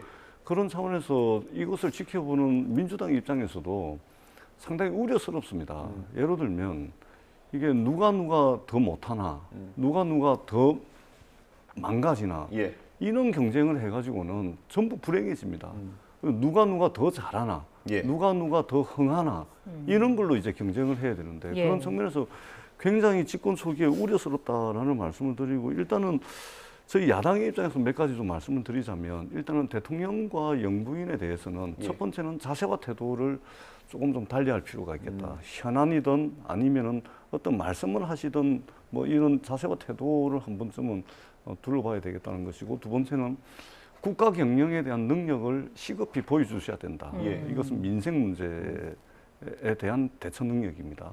그리고 세 번째는 오늘 우리가 힘들지만 오늘을 지나면 그래도 우리가 희망을 가질 수 있겠다라는 믿음, 이 믿음을 미래 희망을 국민들께 좀 제시해주는 이런 좀 대통령의 기획이 있어야 되지 않을까 보여지고 두 번째는 집권 여당이 하루빨리 권력 다툼을 끝내야 됩니다. 집권 여당이 세상 전지에 대선에서 이긴 집권 여당이 당면한 국정과제나 공약을 실행하기 위해서 지혜를 모으고 에너지를 모으는 경우는 봤어도 그리고 힘이 딸려가지고 잘 안 돼가지고 분란이 일어나는 것은 봤어도 이렇게 권력을 둘러싸고 다툼을 벌이는 경우는 처음 봅니다. 집권 여당이 대우각성을 해야 된다. 그리고 세 번째는 대내 외적인 이제 경제 환경이 상당히 어렵습니다. 네. 이것은 윤석열 정부가 개별적인 어떤 정책을 가지고서는 극복하기 어렵습니다. 이 부분에 대해서 국민들께 솔직하게 말씀을 드려야 됩니다. 모든 걸 다 할 수 있는 것처럼 말씀하시면 안 되고 예. 정확하게 지금 우리가 당면하고 있는 위기가 어떤 위기이고 그래서 이렇게 좀 하려고 하는데 국민들에게 때로는 고통 분담을 요구를 하고 때로는 힘을 모아 주십사 이런 이제 좀 솔직한 이런 설명이 국민들께 좀 있어야 되겠다. 저는 제가 볼 때는 이제 그렇습니다. 예. 지금 저 대내적으로 굉장히 경제가 어렵지요. 뭐 대외적인 요소는 우크라이나 전쟁을 비롯해서 원자재값, 곡물값 같은 경우가 올라가면서 지금 뭐 저희만 그런 게 아니잖아요. 전 세계적으로 그렇고 예. 대내적으로 보면 사실 저희가 정권 인수를 한 지가 이제 2개월 됐는데 전 정권으로부터 물려받은 유산들이 굉장히 무섭고 무겁습니다. 예. 예를 들면 부동산 문제 같은 게 얼마나 심각합니까? 다 영끌까지 끌어모아놓은 대외적인 요인에 있다가 보니 지금 금리가 치솟고 있잖아요. 예. 그러다 보니 이분들에 대한 이러한 금리에 대한 부담을 어떻게 할 거예요, 지금. 또 그동안 전기료나 이런 공공요금들을 안 올려놨잖아요. 예. 각종 연기금을 비롯해서 개혁할 거 하나도 안 하고 다 밀어놓지 않았습니까? 예. 저는 이것도 저희 몫입니다. 저희가 비난할 생각은 없습니다. 그러나 국민들께서 이러한 부분들에 대해서 지금 물려받은 그런 어려움이 있다는 말씀을 드리고 예. 지금 민생을 제1번 과제로 하고 있습니다. 대통령실이 예. 문재인 정부, 전임 정부, 문재인 정부라고 하기보다는 전임 정부보다 굉장히 다운사이징을 해가지고 인원도 적어요. 지금 예. 굉장히 적은 인원을 하고 있고 그 엄청나게 정권 유지를 위해서 만들어놨던 많은 위원회들 5년 동안에 한 번도 회의 안 연 위원회도 있습니다. 예. 이런 것들이 수백 개, 한 600여 개가 됩니다. 그 30% 이상 좀 축소하고 줄이고 있는 거 아닙니까? 예. 또 공무원도 문재인 정부에서 15만 명 가까이 늘려놨어요. 그런데 지금 저희 정부에서는 안 늘리려고 지금 작업을 하고 있습니다. 저희부터 고통분담을 하고 있습니다. 대통령실부터 하고 있습니다. 그리고 예. 국민들한테 여러 가지 이 상황이 어려우니 우리 전 의원님 말씀대로 지금 말씀을 드리고 이런데 국민들께서 도와주시질 않으면 이 위기를 극복하기가 어렵습니다. 예. 휴일을 잊고 지금 대통령께서 일을 하고 계십니다. 그래서 이런 위기는 어느 정파의 문제가 아니라 예. 우리 전체적으로 함께 겪고 있고 세계의 파고 속에 우리가 빨리 벗어나야 되기 때문에 좀 야당도 협조해 주시고 국민들께서도 이런 고통을 좀 나누어서 다 동참해 주십사는 말씀을 드립니다. 그래서 저희가 금리도 좀 내려달라고 요청을 했고요. 시장의 자율성을 해치는 범위가 아닌 내에서 각 금융기관들이 예대 마진이 너무 크기 때문에 격차가 크기 때문에 좀 내려주십사 요구도 했고 주유소라든지 이 정유회사들도 좀 동참해달라 그랬고 대형마트 같은 경우도 좀 도와주십사는 말씀을 계속 드리고 있습니다. 예. 그 당내 상황을 좀 여쭤보겠습니다. 이 지지율 하락에 좀 어느 정도 영향을 미친 것으로도 보이는데 일단 이준석 대표가 며칠째 자맹 중입니다. 그럼 이 윤리위 결정을 일단 받아들인다 이렇게 봐야 됩니까? 어떻습니까? 그러면요 이제 당연히 받아들여야죠. 왜 그러냐면 윤리라고 하는 곳은 당의 공식 기구고요.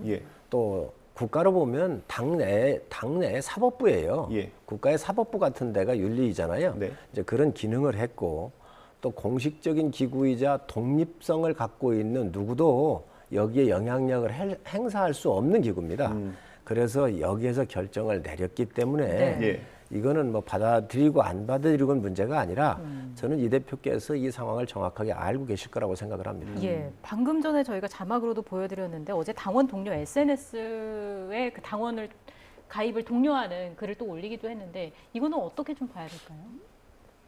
당원 가입이 잘 안 되는 것 같아요. 일단은. 그러니까 지난주 금요일, 토요일 그 윤리위원회 결정이 있고 난 뒤에도 3분이면 당원 가입이 가능하다 올렸고 이제 어제 또 올렸죠. 근데 실제 이제 국민의힘에서 보니까 이게 당원 가입이 미미하죠. 그러니까 이제 이준석 대표 입장에서는 이게 상당히 이제 기대했던 바대로 자신의 어떤 영향력, 자신에 대한 어떤 팬덤 이런 것들을 말하자면 윤핵관들에게 보여야 되는 시점인데 이게 지금 이 땅 러시가 줄을 잇고 있다라는 뉴스는 보이지 않고 어디 커뮤니티 제가 보니까 뭐 1,000몇백 명 뭐 이런 이제 이야기가 있던데, 그래서 상당히 이준석 대표가 지금 윤리위원회로부터 징계를 받고 또 이제 지지자들이 사실은 엄청 많은 줄 알았는데 알고 봤더니 이게 별로 없는 것 같고, 그러니까 상당히 사면초가에 몰려 있는 것이고, 결국은 6개월 시간이 주어져 있기 때문에 네. 6개월 시간 동안 사법 리스크를 좀 털어내고 그리고 좀 이제 반격을 준비하지 않을까. 그런데 지금 당장 움직이기에는 미천이 없습니다. 미천이. 예를 들면은 입당이 막 10만 명, 20만 명이 입당 러시가 이루어지고 이전에 2030들이 여의도에 국민의힘 당사를 에워싸고 한 몇만 명이 와가지고 이준석 당대표 징계가 부당하다고 이렇게 좀 이게 집회도 하고 이러면은 상황이 틀려지는데 그러지도 않은 상황이거든요. 그러니까 이게 지금 사면초가 상황이고 6개월 시간을 좀 벌면서 천천히 보지 않을까 이렇게 말씀을 드리고요. 팩트와 관련돼서 한 가지만 아까 죄송한데 주제가 좀 틀린데 이게 15만 명의 공무원을 늘렸다고 우리 정책위 의장님께서 말씀하시는데 얼추 그쯤 될 겁니다. 그런데 분명히 말씀을 드리는 것은 우리가 이제 소방공무원 2만 명, 그다음에 민생 치안 순찰하는 경찰의 인력, 그다음에 군대 이제 부사관, 지국군인들, 이분들 그러니까 국민의 생명 재산 안전을 지키는데 필수 인력, 정부의 티오로 정해져 있음에도 불구하고 티오를 채우지 못했던 부분들을 좀 늘린 측면이 있습니다. 이 부분은 제가 부위원회에서 좀 설명을 드리도록 하겠습니다. 제가 아침에 그 부분을 말씀을 드렸는데 공무원이 많이 늘어났잖아요. 1000명당 우리가 경찰 공무원 수가 미국보다 일본보다 EU보다 높습니다. 다른 데도. 그래서 우리가 과한 거예요. 그래서 이게 지방 공무원 다 중앙 공무원까지 하면 110 정도가 이렇게 돈이 더 들어가요. 이제 그래서 이런 것들이 재정에 대한 큰 부담이 되는 거고 행정의 효율이 안 나타나는 거예요. 그래서 이런 부분들을 우리가 개혁을 하고 슬림화를 해야 돼요. 그래서 이런 것들을 지금 하고 있다는 말씀드리고 이런 것들이 고통분담 차원에서 대통령실부터 지금 아주 몸집을 줄여가면서 힘들게 허리띠를 졸라매고 있다는 말씀을 드립니다. 저희가 주제를 좀 바꿔보겠습니다. 그 탈북어민 강제북송 사건 놓고 윤 대통령 진상조사 지시 후에 통일부가 말을 바꿨습니다. 3년 전만 해도 귀순의사의 진정성이 없다고 했는데 북송 결정이 잘못됐다 이런 입장을 내놨습니다. 저희가 관련 내용을 영상으로 준비했습니다. 들어보겠습니다. 김제강으로 돌아갈 때 죽더라도 돌아가지 않은 표현을 자기들이 합의했다고 진술했습니다. 기순 의사를 밝혔지만은 그 기순 의사의 진정성으로 인정하기는 어렵다라는 것이 정부의 판단이었습니다.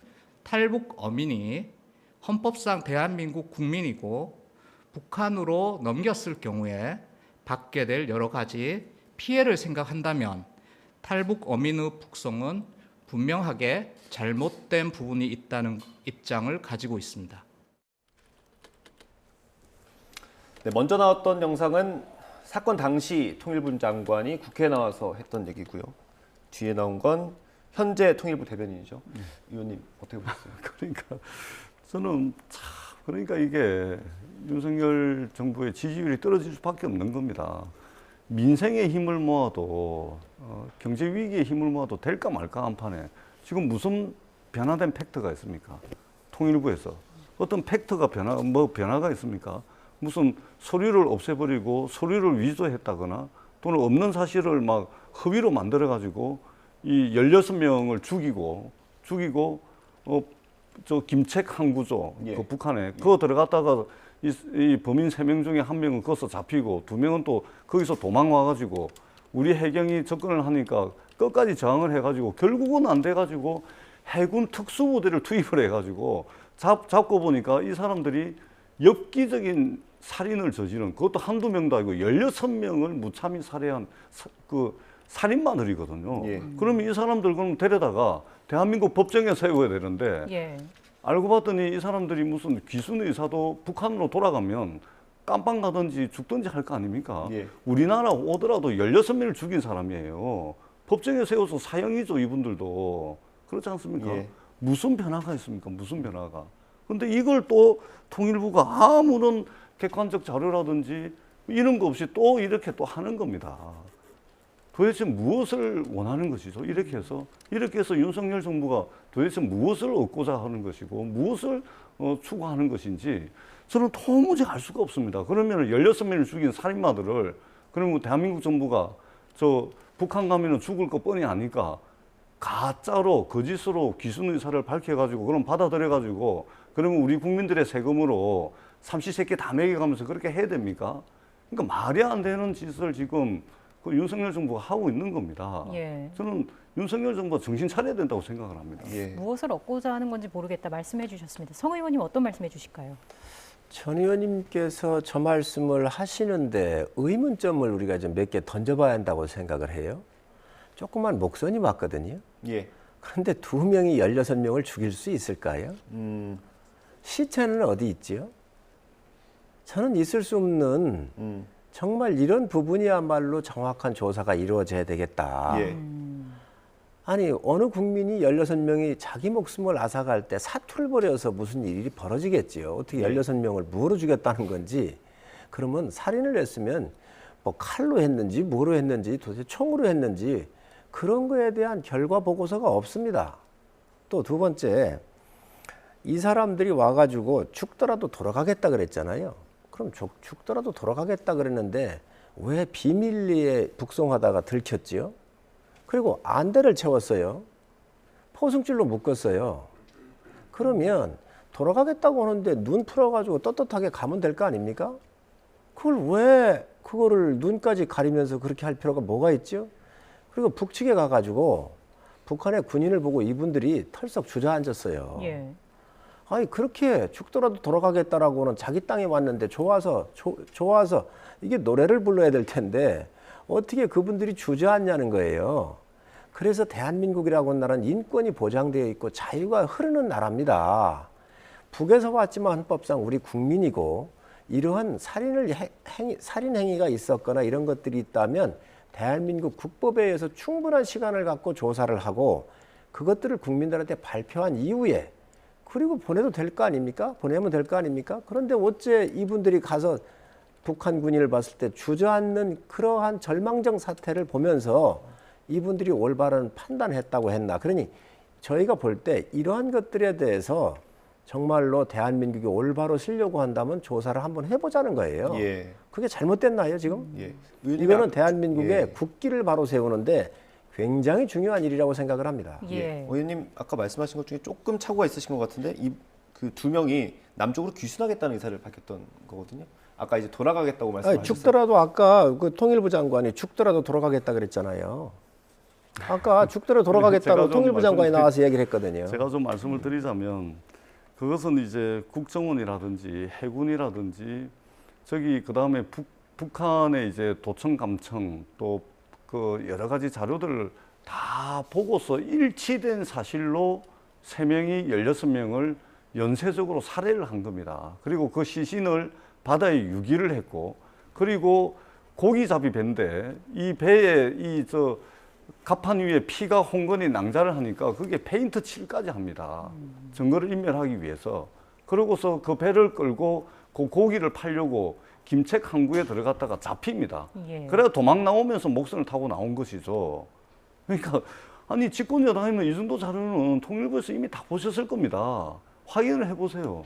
집권 여당이면 자료 다 가지고 있으면서 지금 이게 사람을 16명을 죽였는지 안 죽였는지 모른다?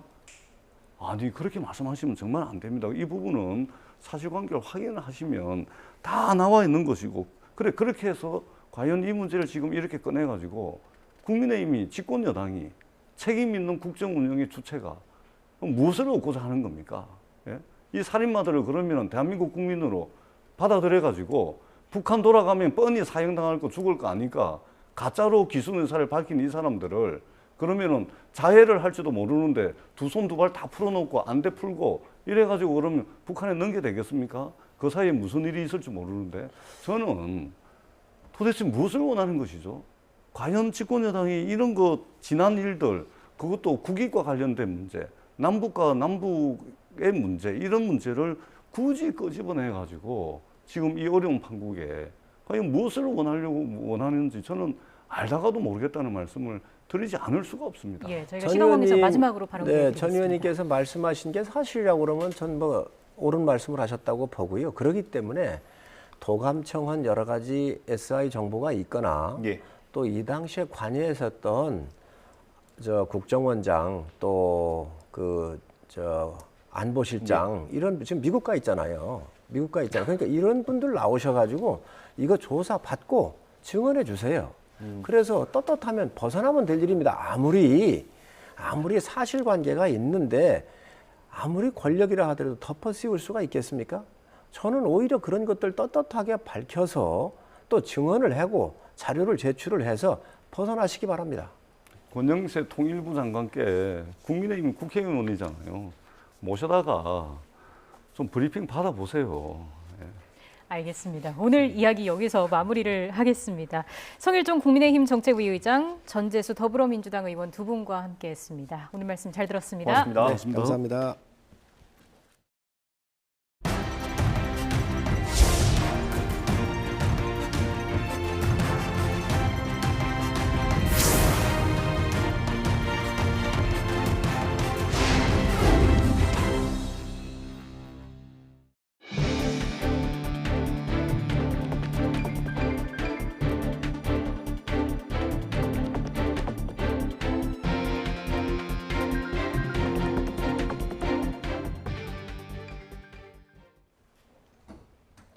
네, 코로나19 신규 확진자가 3만 명대로 늘며 지난 5월 이후 최다를 기록했습니다. 오늘 0시 기준 확진자는 37,360명으로 전날보다 2만 4천 명이 넘게 늘었습니다. 유행 확산세가 계속되는 상황에서 검사 건수가 적은 주말 영향이 끝나 확진자가 3배 가까이 급증했습니다. 일주 전과 비교하면 19,000여 명이 늘어 더블링 현상이 이어졌습니다. 확진 규모로 보면 지난 5월 11일 4만 3천여 명 이후 62일 만에 가장 많았습니다. 위중증 환자는 전날보다 3명 늘어난 74명으로 31일째 두 자릿수입니다. 하루 사이 숨진 환자는 7명으로 누적 2만 4,668명으로 나타났습니다.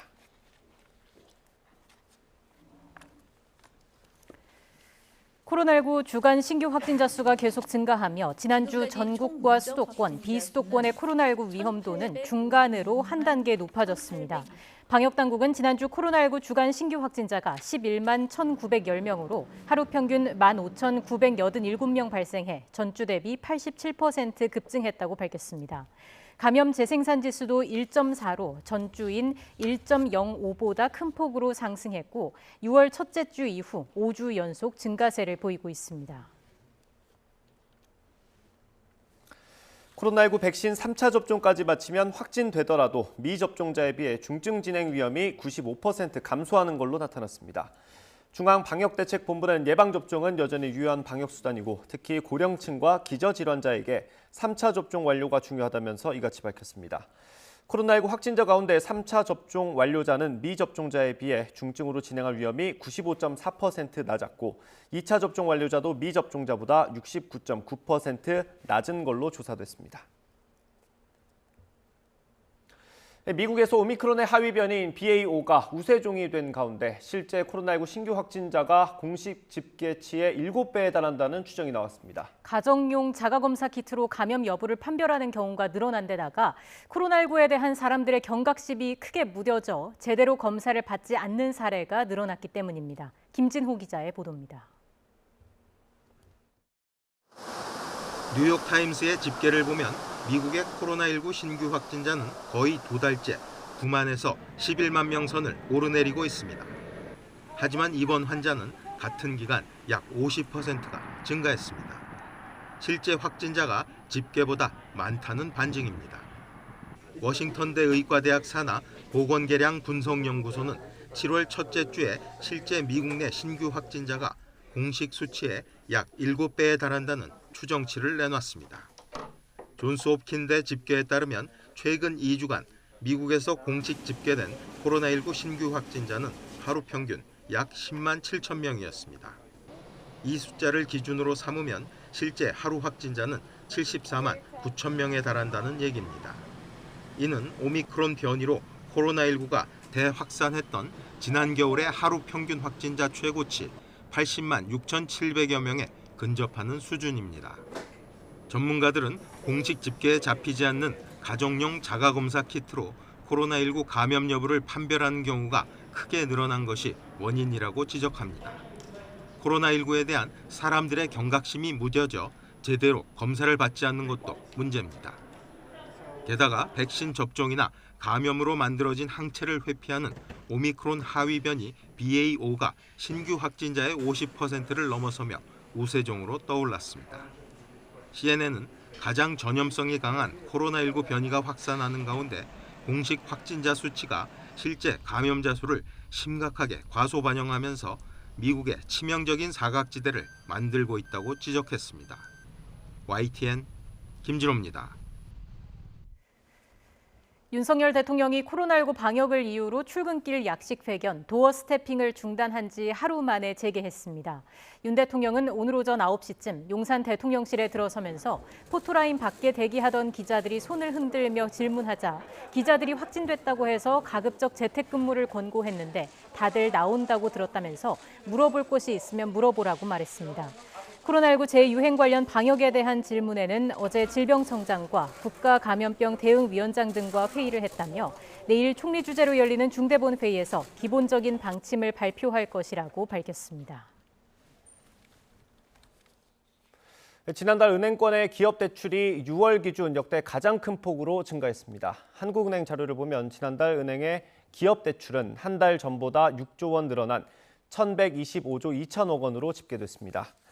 이는 관련 통계를 집계한 지난 2009년 이후 6월 기준으로는 사상 최대 폭입니다. 대기업 대출은 6천억 원이 늘었는데 6월 기준으로 대기업 대출이 증가한 건 2012년 이후 처음입니다. 삼성전자의 주력 메모리 반도체 제품인 D램의 매출이 2분기 연속으로 하락한 것으로 나타났습니다. 글로벌 시장조사기관 옴디아에 따르면 올해 1분기 삼성전자 D램 매출은 직전 분기보다 900만 달러가 줄어든 103억 4,300만 달러를 기록했습니다. 삼성전자의 D램 매출은 앞선 지난해 4분기에도 전분기보다 12억 달러가량 하락했습니다. 이처럼 D램 매출이 부진한 건 주기적으로 등락을 반복하는 D램 가격이 하락 국면에 진입한 데다 우크라이나 전쟁과 중국의 코로나19 봉쇄 조치 등으로 IT 제품 생산에 차질이 생겼기 때문으로 분석됐습니다. 세계 100대 ICT 기업 가운데 한국 기업은 2개에 불과해 중국과 일본, 타이완 등 경쟁국에 뒤처진 걸로 나타났습니다. 전국경제인연합회가 분석한 자료를 보면 세계 100대 ICT 기업 가운데 한국은 삼성전자가 9위, SK하이닉스가 56위에 이름을 올렸습니다. 전경련은 한국이 IT 강국이라지만 세계 시장에서 성적표는 다른 결과를 말하고 있다며 낮은 소프트웨어 경쟁력 등을 지적했습니다. 통일부는 북한이 개성공단 내 우리 측 일부 공장을 무단으로 가동하고 있는 것으로 보인다고 밝혔습니다. 통일부 당국자는 최근 개성공단 내 북측 차량의 움직임과 공단 내 물자 등이 쌓여있는 동향 등을 포착했다며 이런 상황을 종합할 때 이같이 판단했다고 말했습니다. 또 북한 근로자들이 공장에 출근해 생산 활동을 하는 것으로 보냐는 질문에 그렇다고 답했습니다. 북한 인권단체가 탈북 어민 강제 북송 사건과 관련해 정의용 당시 국가안보실장 등을 검찰에 고발했습니다. 북한 인권정보센터는 오늘 정 전 실장과 당시 청와대 관계자, 국가정보원과 통일부, 경찰 실무자 등 모두 11명을 직권남용이나 직무유기, 불법 체포, 감금죄 등으로 처벌해달라며 서울중앙지검에 고발장을 냈습니다. 고발 대상에는 정 전 실장을 포함해 김유근 전 국가안보실 1차장과 김현종 전 2차장, 서훈 전 국가정보원장, 김현철 전 통일부 장관 등이 포함됐습니다. 헌법재판소가 검찰의 직접 수사권 제한, 검수완박의 위헌 여부를 가리기 위한 공개 변론을 오늘 엽니다. 헌재는 오늘 오후 대심 판정에서 국민의힘이 청구한 검수완박 권한쟁의 심판에 대한 공개 변론을 엽니다. 이번 변론에서는 지난 4월 말 국회 법제사법위원회 안건조정위원회와 전체 회의 때 검수완박 법안이 통과되는 과정에서 헌법상 보장된 국회의원의 법률안 심의 표결권이 침해됐는지를 놓고 치열한 공방이 벌어질 전망입니다. 심판을 청구한 국민의힘은 더불어민주당 출신 민형배 의원의 위장 탈당으로 안건조정위가 무력화되는 등 중대한 절차상 하자가 있다는 입장인 반면 민주당은 국회법 절차에 따라 이루어졌다고 맞서왔습니다. 근무 태만 등으로 징계를 받은 경찰관들이 근무지에 설치된 CCTV를 감찰에 사용한 것은 위법이라며 국가를 상대로 소송을 냈지만 1심에 이어 2심에서도 졌습니다. 서울중앙지방법원은 오늘 경찰관 A씨 등 2명이 국가를 상대로 1인당 1,500만 원을 청구한 손해배상 소송에서 1심과 같이 원고 패소로 판결했습니다. 두 사람은 각각 근무 태만과 총기 관리 소홀 등을 이유로 정직 2개월 징계를 받은 뒤 근무지에 설치된 CCTV 영상을 감찰에 사용한 것은 개인정보보호법과 통신비밀보호법 위반에 해당한다며 소송을 냈습니다. 고 신격호 롯데그룹 명예회장이 국세청에 2천억 원대 증여세 부과에 불복해 낸 소송 2심에서도 이겼습니다. 서울고등법원은 오늘 신 명예회장이 종로 세무서장을 상대로 낸 증여세 부과 처분 취소 소송에서 1심과 마찬가지로 원고 승소로 판결했습니다.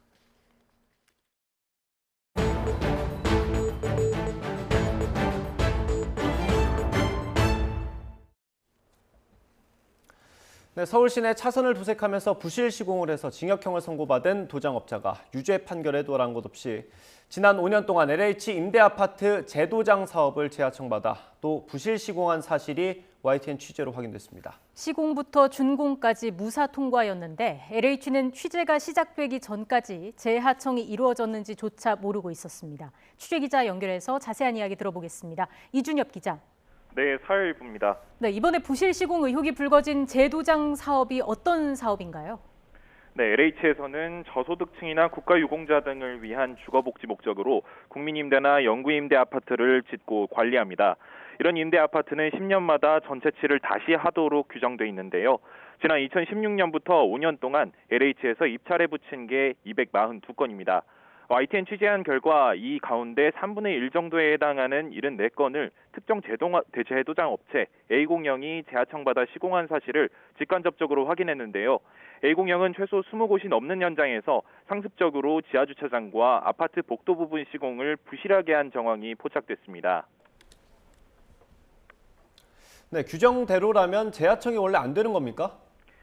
네, YTN이 더불어민주당 김용민 의원실을 통해 확보한 재도장 사업들 계약 내역서를 보면요. 처음 입찰을 따낸 업체가 재하청을 주면 안 되게 명시돼 있습니다. 그런데 A공영은 LH 발주액 기준으로는 700억 원어치 사업을 버젓이 재하청으로 수주한 겁니다. 심지어 대표는 지하주차장 재도장을 또 다른 업체에 다시 하청을 줬다고도 말했는데요. 직접 들어보시죠. 에폭시 하는 사람 인력을 갖다 쓴 거예요. 전문으로 하시는 분을 도장이 다 예를 들어서 뭐 다 한 사람이 다 합니까 그거를?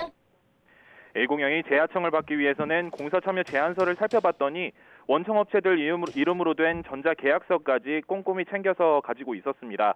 그런데 전문건설업 등록 최소 요건인 직원 2명만 갖춰놓고 건설산업정보시스템에는 3년 동안 실적 신고조차 하지 않았습니다.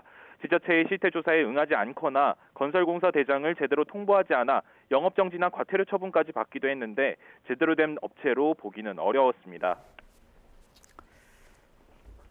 네, 그럼 이 업체는 지하주차장을 구체적으로 어떻게 부실 시공한 겁니까?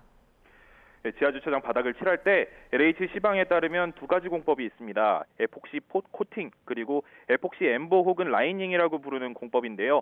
어느 공법으로 이철이 나오건 페인트의 최소 두께가 정해져 있습니다. 하지만 A공영이 시공한 현장을 YTN 취재진이 직접 가보니 애초에 두께 측정이 불가능할 정도로 페인트를 얇게 발라놨습니다. 또 시공 전에 LH에 어떤 업체, 어떤 페인트를 쓸지 승인을 받게 돼 있는데요. 저희가 A공영 시공 현장들 페인트 거래 명세서를 입수해보니 승인받았던 페인트 사용이 아예 없거나 극소량만 있었습니다. 대신 현장에서는 제조일자가 1년 넘게 지났거나 품질이 떨어지는 B브랜드, 이른바 좌표 페인트통을 발견할 수 있었습니다. 이 두께가 중요한 이유는 두께에 따라 차들이 지나다닐 때 오랫동안 칠이 유지될 수 있도록 견디는 힘이 달라지기 때문인데요. 엉망으로 시공하다 보니 일부 현장에 가보면 재시공을 여러 차례 했다는데도 시공 2년 만에 칠이 횡하니 벗겨져 있었습니다. 원래 10년에 한 번씩 재시공하니까 앞으로 8년을 견딜 수 있을지 걱정되는 수준이죠. 네, 아파트의 복도벽도 잘못됐다고 했는데 어떻게 시공된 겁니까? 네, 아파트 복도 일부를 시공할 때도 시방의 규격이 다 정해져 있는데요. 1단계로 수성 페인트를 바르고 2단계로 다채무늬 도료를 바른 뒤 마지막으로 코팅하게 돼 있습니다. 그런데 이것도 안 지켰습니다. 첫 단계 수성 페인트 대신 번들거리는 낙서 방지 페인트를 바르고 두 번째 다채 무늬 도료까지만 바른 뒤 코팅 없이 마무리한 겁니다. 낙서 방지 페인트가 수성 페인트보다는 비싸지만 코팅제나 인건비 절감 효과까지 하면 자재비를 더 아낄 수 있는데요. 이렇게 시공하면 겉보기에는 코팅한 것과 비슷하게 번들거리지만 직접 가서 연필로 낙서를 해보면 차이가 뚜렷한데요. 코팅을 제대로 하면 연필이 안 그어지는데 그냥 쭉쭉 그어지는 겁니다. 코팅을 생략했으니 더 쉽게 더러워질 수밖에 없겠죠. 네, 그런데 부실 시공 남발한 해당 업체의 대표 처음이 아니라면서요. 지난 2015년에 서울 시내 곳곳 도로를 기준에 못 미치는 불량 도료로 시공한 업자들이 무더기로 붙잡혔습니다. 이들이 시공한 차선은 비만 오면 안 보여서 악명이 높았는데요. YTN 취재 결과 LH 임대아파트를 부실 재도장한 업자 박모 씨가 바로 이때 브로커 노릇을 해 징역형 1년에 집행유예 2년을 선고받은 인물이었습니다. 형이 확정된 2016년 3월부터 2년이 집행유예 기간인데요. 박 대표는 이 기간에도 활발히 LH 임대아파트 재도장을 하면서 부실 시공을 이어간 것으로 확인됐습니다. 네, 이렇게 문제 있는 사람이 문제 있는 시공을 한 건데 LH 책임은 없습니까? 네, 앞서 말씀드렸듯이 LH에서 시공 전에 어떤 자재를 쓸지 승인해 줍니다. 시공하면서 당연히 이 자재를 쓰는지 다른 자재를 쓰는지 감독을 해야겠죠. 그런데 시공 과정에서 LH는 문제 현장들을 걸러내지 못했습니다. 또 취재진이 당시 준공검사 서류도 살펴봤는데요. 지하주차장과 아파트 복도 벽면에 시방대로 시공을 안 했다는 지적은 전혀 없었습니다. 게다가 지하청 자체가 안 되는데 지하청 사실도 저희 취재 전까지는 파악하지 못하고 있었습니다. 네, 그럼 이 의혹에 대해서 해당 업체 대표와 LH는 각각 뭐라고 해명했습니까? 일단 업체 대표 박모 씨는 아파트 복도는 시방대로 하지 않았다고 실토했습니다. 대신 1단계에 더 좋은 페인트를 썼다고 항변했는데요. 지하주차장 바닥은 승인 자재를 안 썼을 뿐 제대로 시공했다고 주장했습니다. YTN이 취재한 내용과 다르다고 지적했더니 특수 도료를 제대로 주문해서 썼다면서 며칠 말미를 주면 거래 명세서를 증거로 보여줄 수 있다고 주장했습니다. 하지만 약속된 날이 지나서도 박 씨는 연락 오지 않았습니다. 해명 직접 들어보시겠습니다. 무슨 말씀이세요? 라이닝이죠. 좌표로 썼다고 쳐도 다 KS예요. 좌표라는 건 있을 수가 없어요. 거래 명세표 드린다니까요? LH는 YTN 취재가 시작되기 전까지 부실 시공은 물론 지하청 여부를 전혀 모르고 있었는데요. 업체에서 작성하고 속이면 어떻게 알겠느냐고 하소연하기도 했습니다. 하지만 자재를 제대로 쓰고 있었는지나 시방대로 이루어졌는지는 확인이 충분히 가능할 뿐만 아니라 반드시 해야 하는 내용입니다. 네, 취재가 시작되고야 알았다고 하는데 이후 LH가 어떤 조치를 내놨습니까? 네, 보도를 앞두고 LH는 지난 5년 동안 임대아파트 재도장 공사 현장을 전수조사하기로 했습니다. 충북 음성군을 비롯한 일부 현장에서는 이미 부실 시공 사실을 확인한 것으로 전해졌습니다. TF를 따로 꾸리는 방안도 검토 중인데요. 품질이 미흡한 현장은 하자 보수와 보완 시공을 추진하고 재하청 관련 불법이 확인되면 법에 따라 적극 조치하겠다고 덧붙였습니다. 저희 취재를 도운 김영미 의원실에서는 감사원 감사 의뢰도 검토하고 있습니다. YTN 취재진은 복수의 LH 현직 직원들이 1차로 낙찰받은 업체들을 상대로 A01의 재하청을 종용한 정황도 포착했는데요. 후속 취재로 이어가겠습니다. 지금까지 사회일부에서 전해드렸습니다. 중학생이 술에 취해 파출소에서 난동을 부리다가 붙잡혔습니다. 어제 새벽 2시쯤 서울 강동경찰서 고덕파출소에서 중학교 2학년생 A군이 술에 취해 파출소 출입문을 발로 차고 순찰차에 올라가는 등 행패를 부리다가 경찰에 붙잡혔습니다.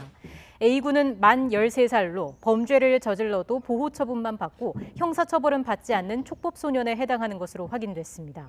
경찰은 A군이 난동을 부리기는 했지만 파손된 기물이 없고 다친 경찰관도 없어서 일단 훈방 조치했습니다.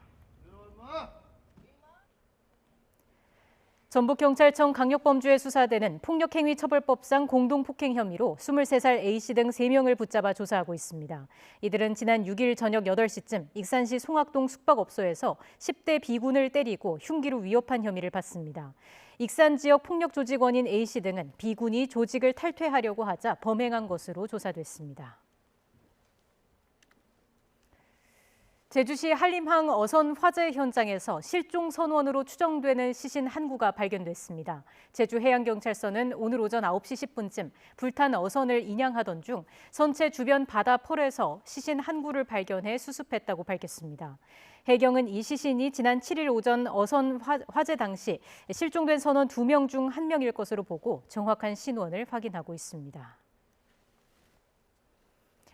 경기도 수원과 서울을 오가는 경진 여객 노조가 파업은 철회했지만 입석 승차 금지를 이어가기로 한 가운데 국토교통부가 긴급 입석 대책을 발표했습니다.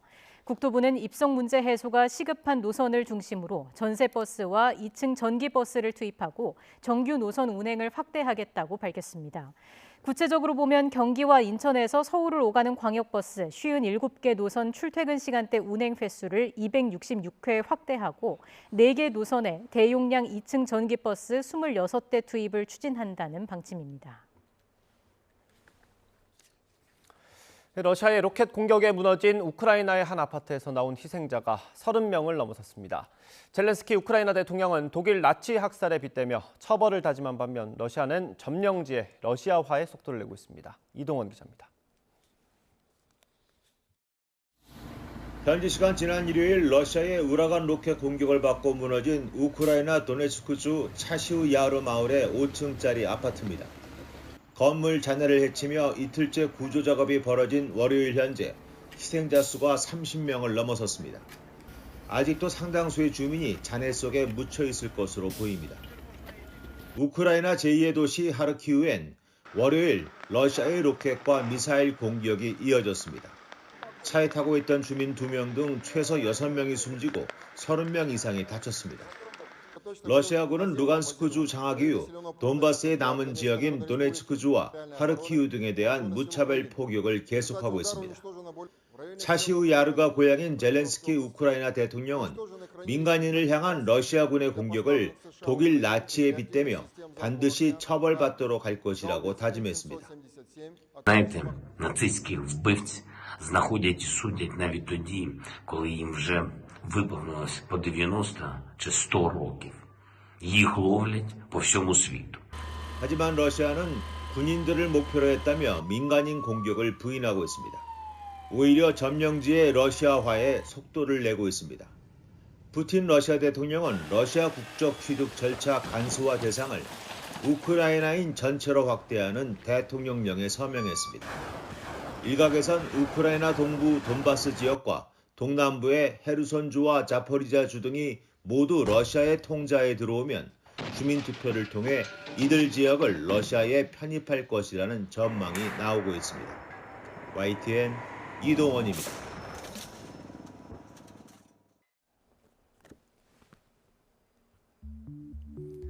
네, 최대한 큰 화면에 담기 위해서 띄워봤습니다. 고해상도 사진입니다. 아주 잘 나왔죠. 바로 세계에 있는 최고의 우주 망원경으로 찍은 실제 우주 모습입니다. 보시는 것처럼 검은 우주 배경에 붉고 노란 별들이 가득 차 있습니다. 미국 항공우주국 나사가 차세대 제임스 웹 우주 망원경이 찍은 첫 번째 풀컬러 우주 사진을 현지 시각 11일 공개했습니다. 바로 그 사진입니다. 밝게 빛나는 이 별 사진엔 지구에서 40억 광년 떨어진 스맥스 0723 은하를 선명하게 포착됐고요. 130억 년 전 빛의 신비도 담겨 있습니다. 이날 공개된 우주 사진, 제임스 웹 우주 망원경으로 촬영해 12일 나사가 공개할 예정인 천체 사진 5장 가운데 하나로 백악관이 미리 선보인 겁니다. 이 사진은 인류가 개발한 우주 망원경 가운데 가장 크고 강력한 제임스 웹 망원경을 통해 우주의 가장 깊숙한 곳을 고해상도로 촬영한 겁니다. 제임스 웹 우주 망원경은 지난해 12월 아리안 5호 로켓에 실려 발사돼 지구에서 약 160만 킬로미터 떨어진 제2라그랑주 점에 안착했습니다.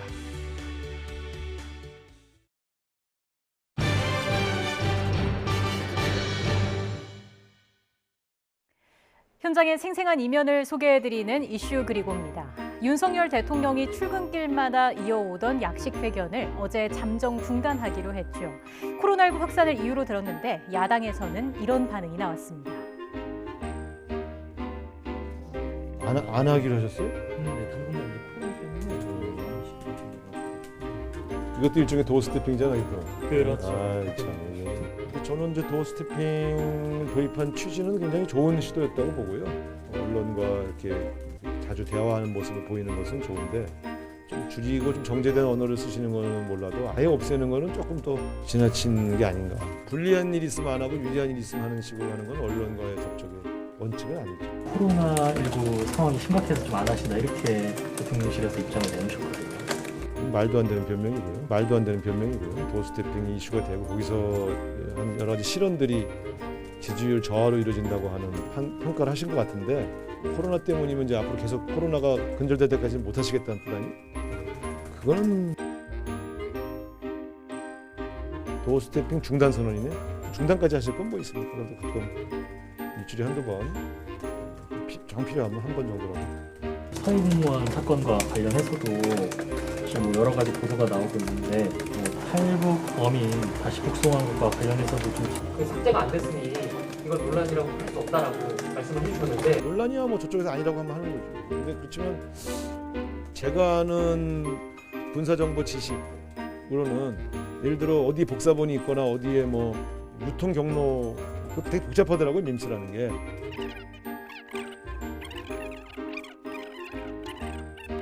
화장실은 가야 되겠다. 아 이게 즉석에서 물어보기가 힘드네. 야당의 비판을 의식해서였을까요? 아니면 지지율 하락에 흔들리지 않는 모습을 보이려는 걸까요? 잠정 중단 하루 만에 윤 대통령 오늘 출근길 도어 스태핑을 재개했습니다. 어느 쪽이든 국민과 소통하려는 그 노력은 멀리하지 않기를 바랍니다. 지금까지 이슈 그리고였습니다.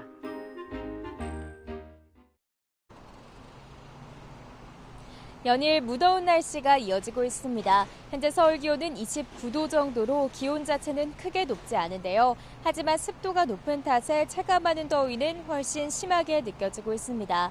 이에 따라 불쾌지수도 일반인 대부분이 불쾌감을 느끼는 80까지 올랐습니다. 지치기 쉬운 날씨니까요. 야외 활동하신다면 하루 일정을 여유롭게 잡고 나오시는 게 좋겠습니다. 오늘은 전국 하늘에 구름 많은 가운데 내륙 곳곳에 소나기가 지나겠습니다.